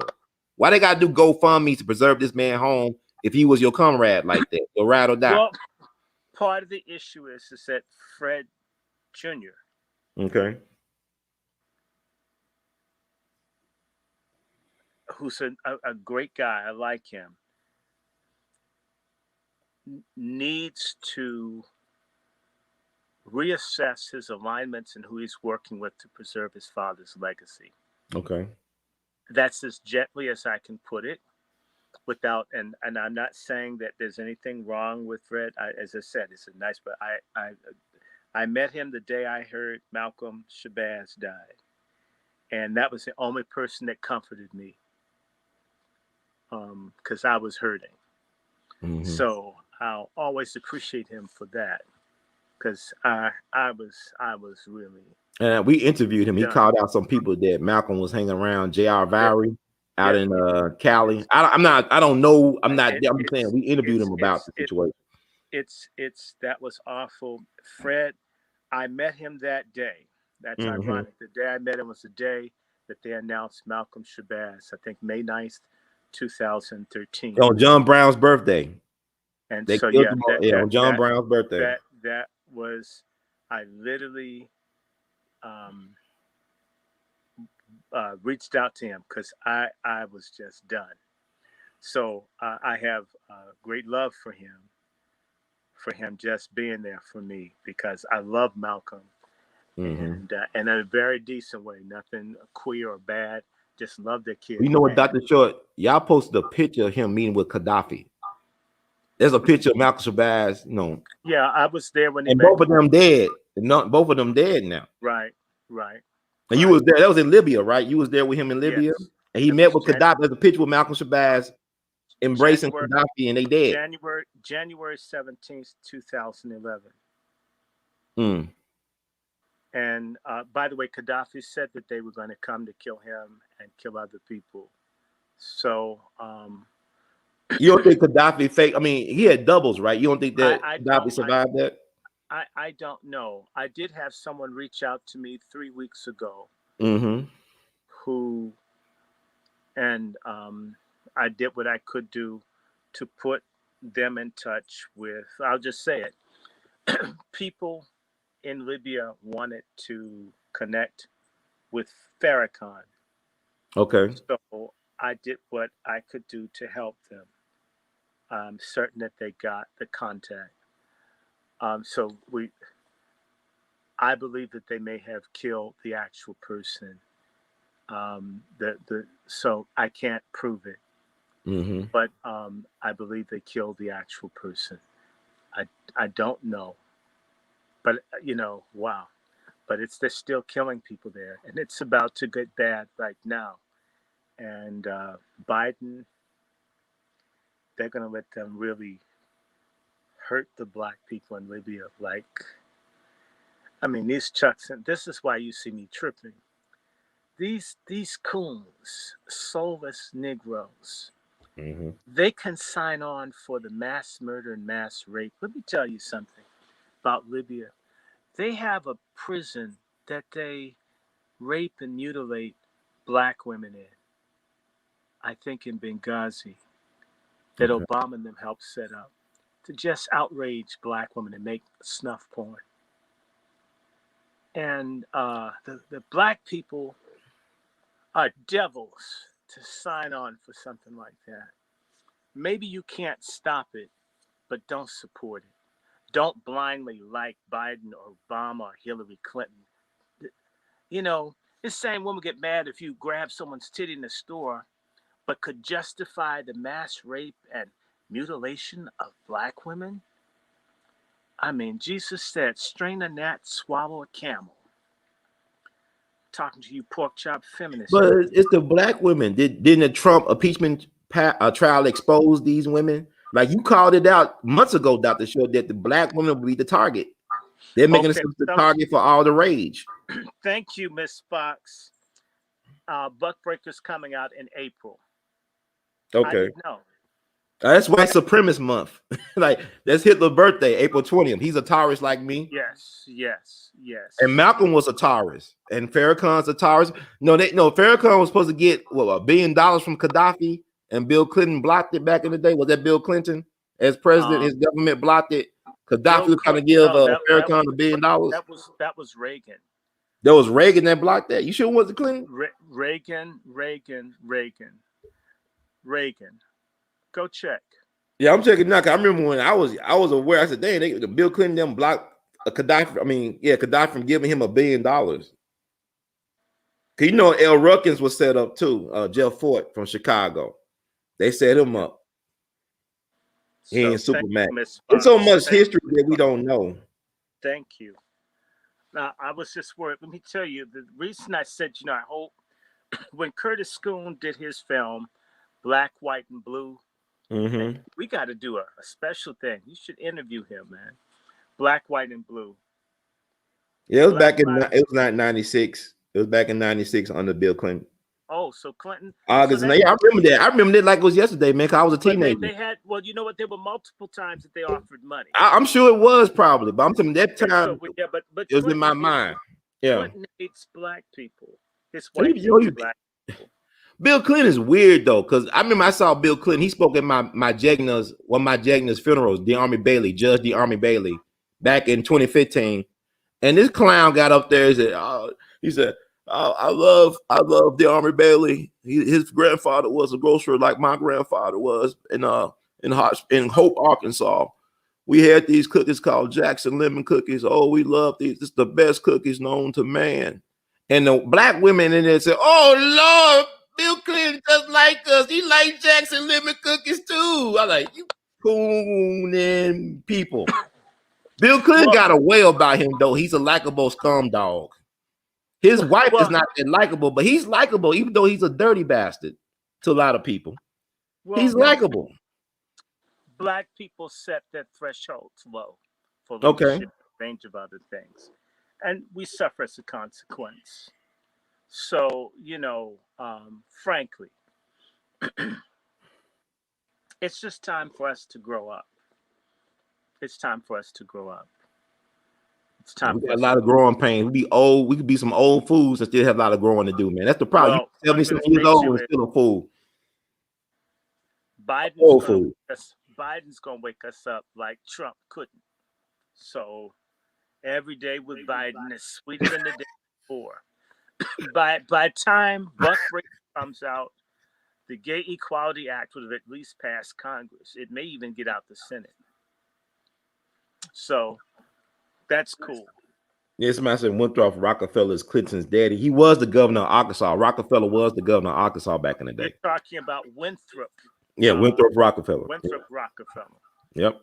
Right. The Bill Clinton was governor doing Mena, Arkansas when they were putting on them drugs out of South America and trafficking around the country. Y'all blaming on Freeway Ricky Ross, who was functionally illiterate. The man couldn't even read and write. Y'all thought he was the kingpin. Now was the CIA. Mena, Arkansas. Was George Bush Sr. Oh yeah, because Barry Seal had direct line to George Bush Sr. And they killed them down in Louisiana. Sure they did. And the hitman said it was a guy in a military uniform that gave him the directions to do what the instructions. So it was the government that assassinated Barry Seal, who was involved in the Kennedy assassination. He worked for Dave Ferry, Louisiana Air Patrol, and he was flying the killers out of Dallas, allegedly. And Malcolm, and Martin, And Medgar. Oh, the FBI. What do you think about the FBI? I mean, everybody should know by now that the FBI was involved in Malcolm, Fred, MLK. It was their gun that killed Martin Luther King. It came from them. Right. But you know, so why are people act so stupid though, man? Why are people so dumb? Like, oh man, we don't know who killed Malcolm. Y'all still believe that Farrakhan then were the masterminds behind killing Malcolm? Well, but they're not exempt from having a role. They got an answer. Cause you know, Dr. Short, can you clarify if Farrakhan was ever asked on the record where was he at February 21st, 1965? People claim he was at Mosque 25 in Newark, but he never said it himself where he was at. I never heard anybody ask him that question. I never heard Mike Wallace or anybody ask him that question. I don't have any idea, but I do know on the stage of the what's that place? The Audubon is now the Daddy Shabbat. Apollo Theater. Okay. He contributed to the climate. He did. So to me, that's broad and how it's said. So that can be how the fact is he made a contribution. How great it wasn't said, but it was the fact that he had to state that he contributed to the climate means that he was a player in this awful situation, this cowardly assassination of Malik al-Shabazz. Malcolm Little, aka Malcolm X. We know John Ali, the national secretary at the time, was FBI. We know that the guy who controlled communication between Malcolm and Elijah. But look, Bunker Hunt, who gave money to the Nation of Islam, he did. You talking about H.L. Hunt? You talking about H.L. Hunt, the oil man? H.L. Hunt. Yeah. Oh, definitely. He gave a lot of chicks to Elijah. But also he was buddies with J. Edgar Hoover. Yeah, he helped kill Kennedy too, allegedly. That movie, Executive Action, is about him. If J. Edgar Hoover's buddy is paying you and he talks to J. Edgar Hoover and so forth, with all due respect, my cousin, the Honorable Elijah Muhammad, through dealing with Bunker Hunt, right? Basically was a snitch. Sorry.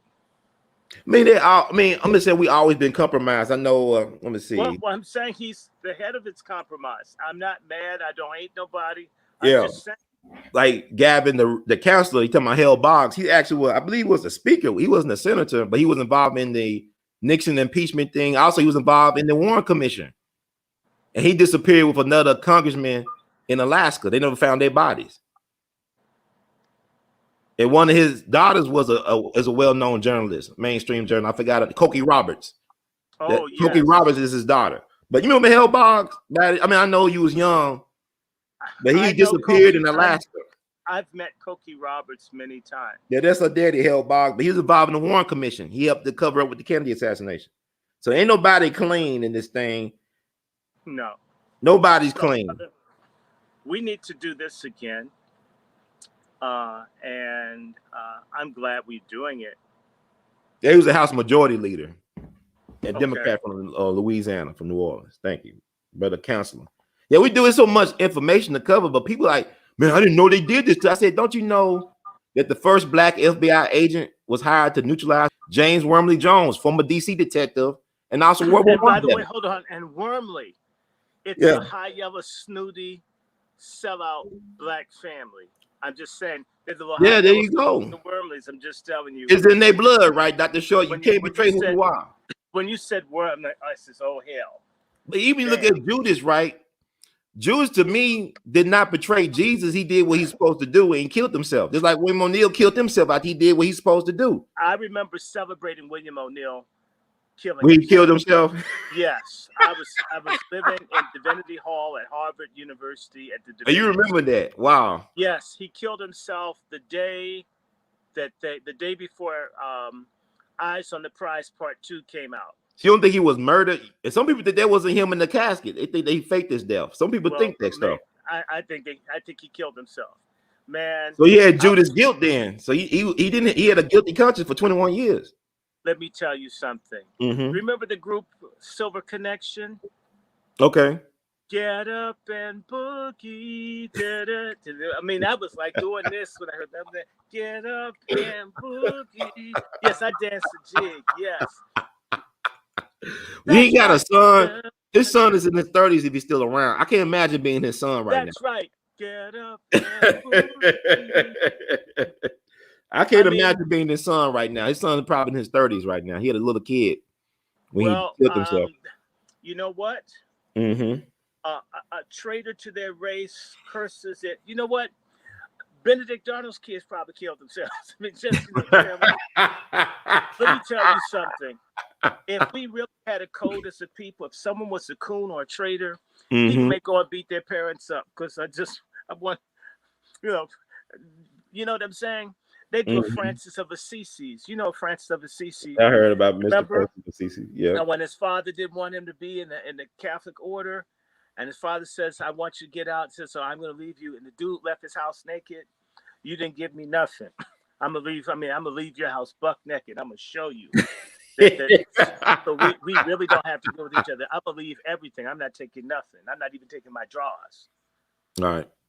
Okay. Oh, that's so. Thank you so much. Right. And how can people purchase your book before you get out of here? What they can do is my email is right up here, wrandyshoot@gmail.com. I can send them a link to my publisher. Okay. Yeah, I'm gonna make sure I post it. Because we gotta support our truth tellers. You've got the stuff yourself, Ron. Oh yeah, that's what I'm saying. I'm trying to find the screen. I'm trying to get used to all this weird technology stuff. You want me to send it to you right now? Well, I'm gonna post up the website right now on the screen. Okay. So this is like hollismedia.net/shop. That's Dr. Short book in the middle, Slavery's Mastery. Y'all support that. I got me some copies. I'm planning on getting some other stuff. I'm passing them out, whatever. Yes. Friends and family. Treat me like I'm white and get a copy. You know what? I will go ahead. I don't care for treat people like that. I rather treat black folks like they should be treated. Like you get your respect. We should be treated equal to white people. Same difference. Okay. All right. As long as backed up matrix.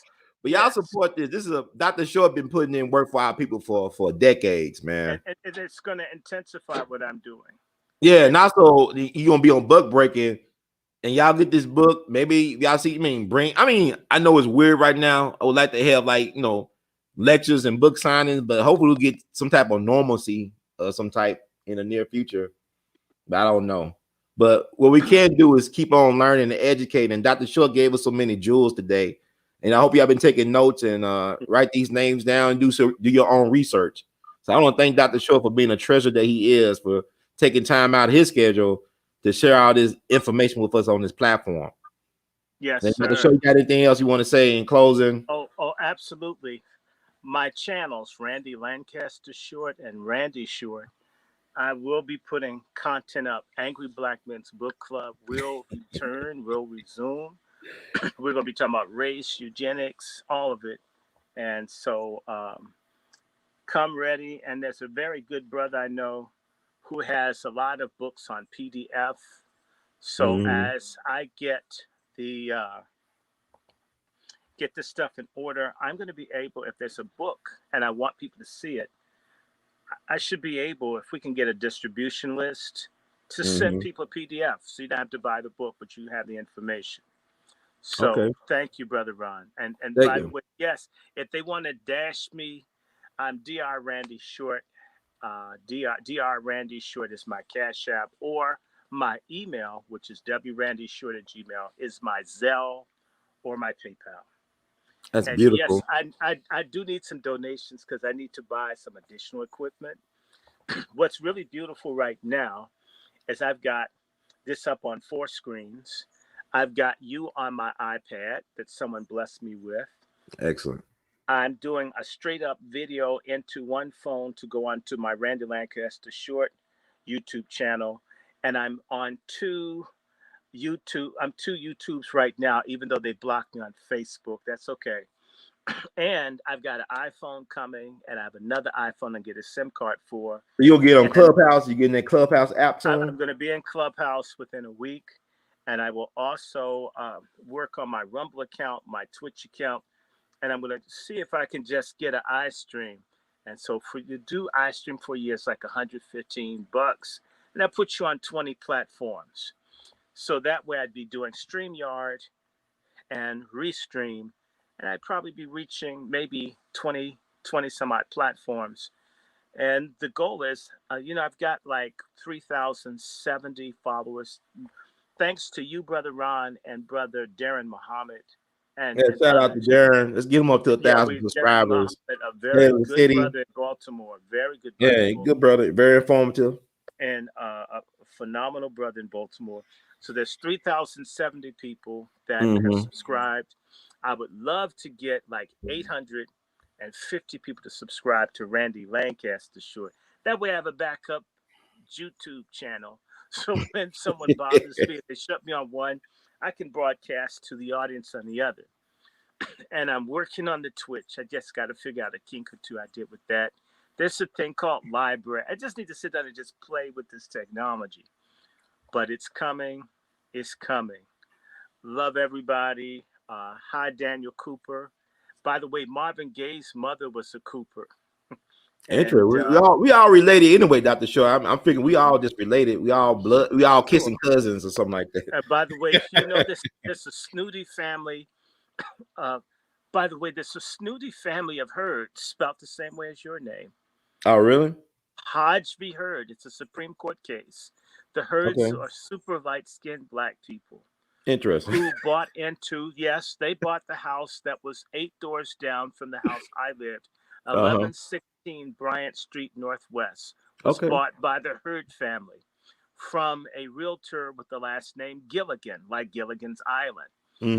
And the Heards were able to move into 1116 Bryant Street in 1946 or 47.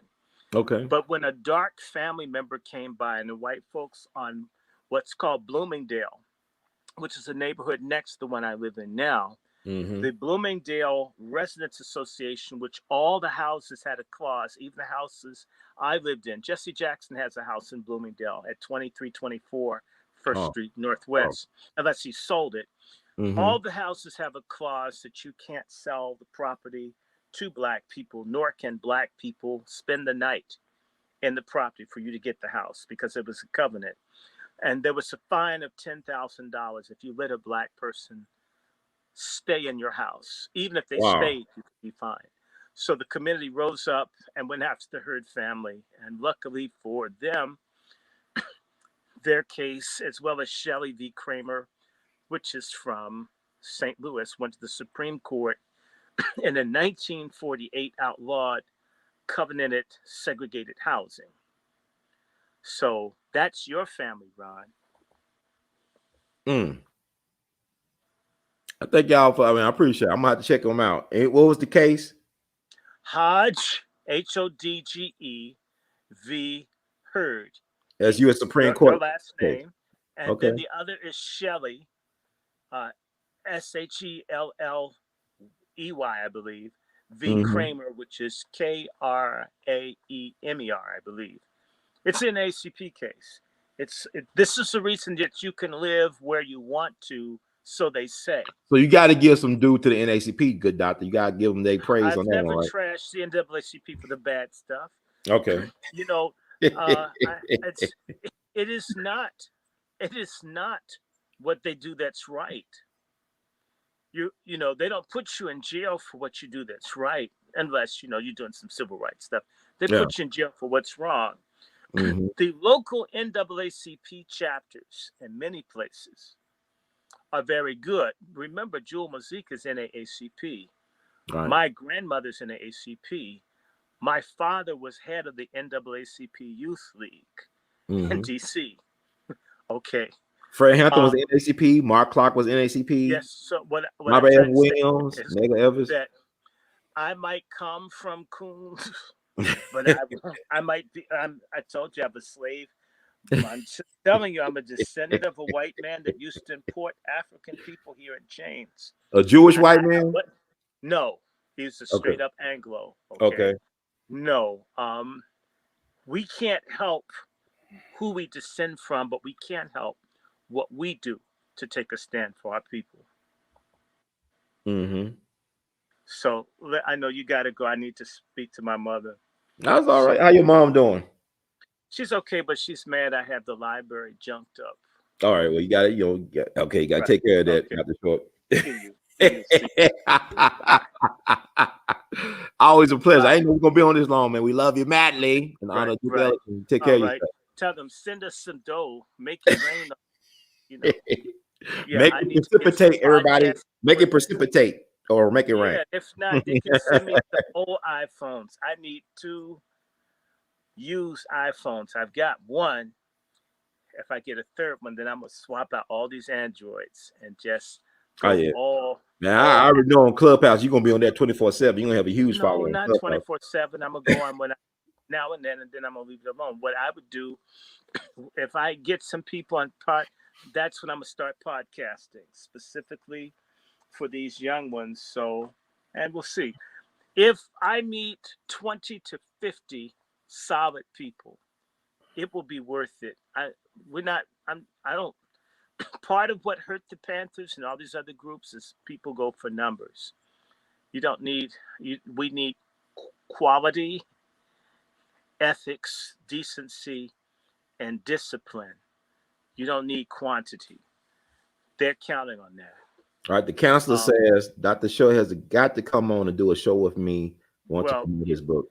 You can give them my email. It's up there. Well, you've been on Gavin. This is Gavin Richard from New Orleans. Oh yeah, okay, Gavin. Counselor, Esquire. Yeah, I haven't talked to him in a while. That's cool. Let's see what we can do this week. All right, well, I put it out there. Hey, we got this recorded and documented. Right. No, I mean, I said, yeah.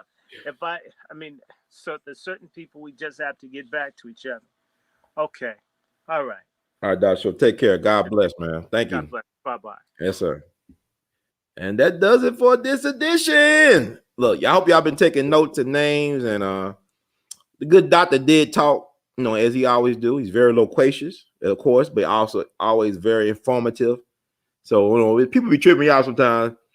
Oh, let them talk. I mean, yeah, it's a dialogue. It's a conversation. Sometimes you got to butt in if you want to get in. Not just get in where you fit in, but butt in if you want to get in. It is what it is. But let me read a disclaimer because people like, we all be said this. We all be didn't say nothing. Dr. Short said that. Brother Ron said this. Whoever else said that. So let me read a disclaimer before I get out of here. Thank y'all for joining us today. Disclaimer. The views expressed by hosts and guests on the We All Be TV platform are not the official views, opinions, beliefs, or perspectives of We All Be News or the We All Be Group Incorporated.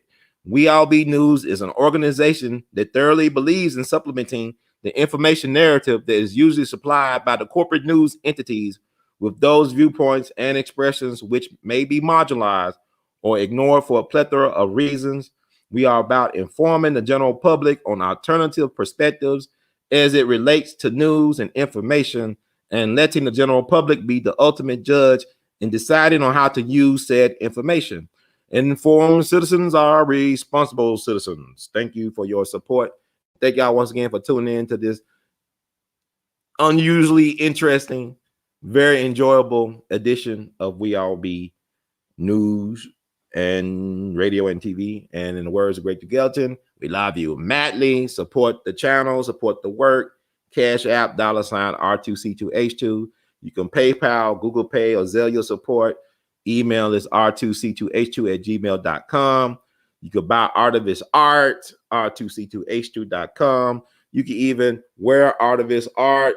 Go down to that shelf below the description box if you're on YouTube and access our Teespring site, R2C2H2's place. But y'all keep on pushing and producing. Know that the best is yet to come, and know that we love you madly. And look for me in the whirlwind, and I'll be looking for y'all in the whirlwind. One love. Thank y'all.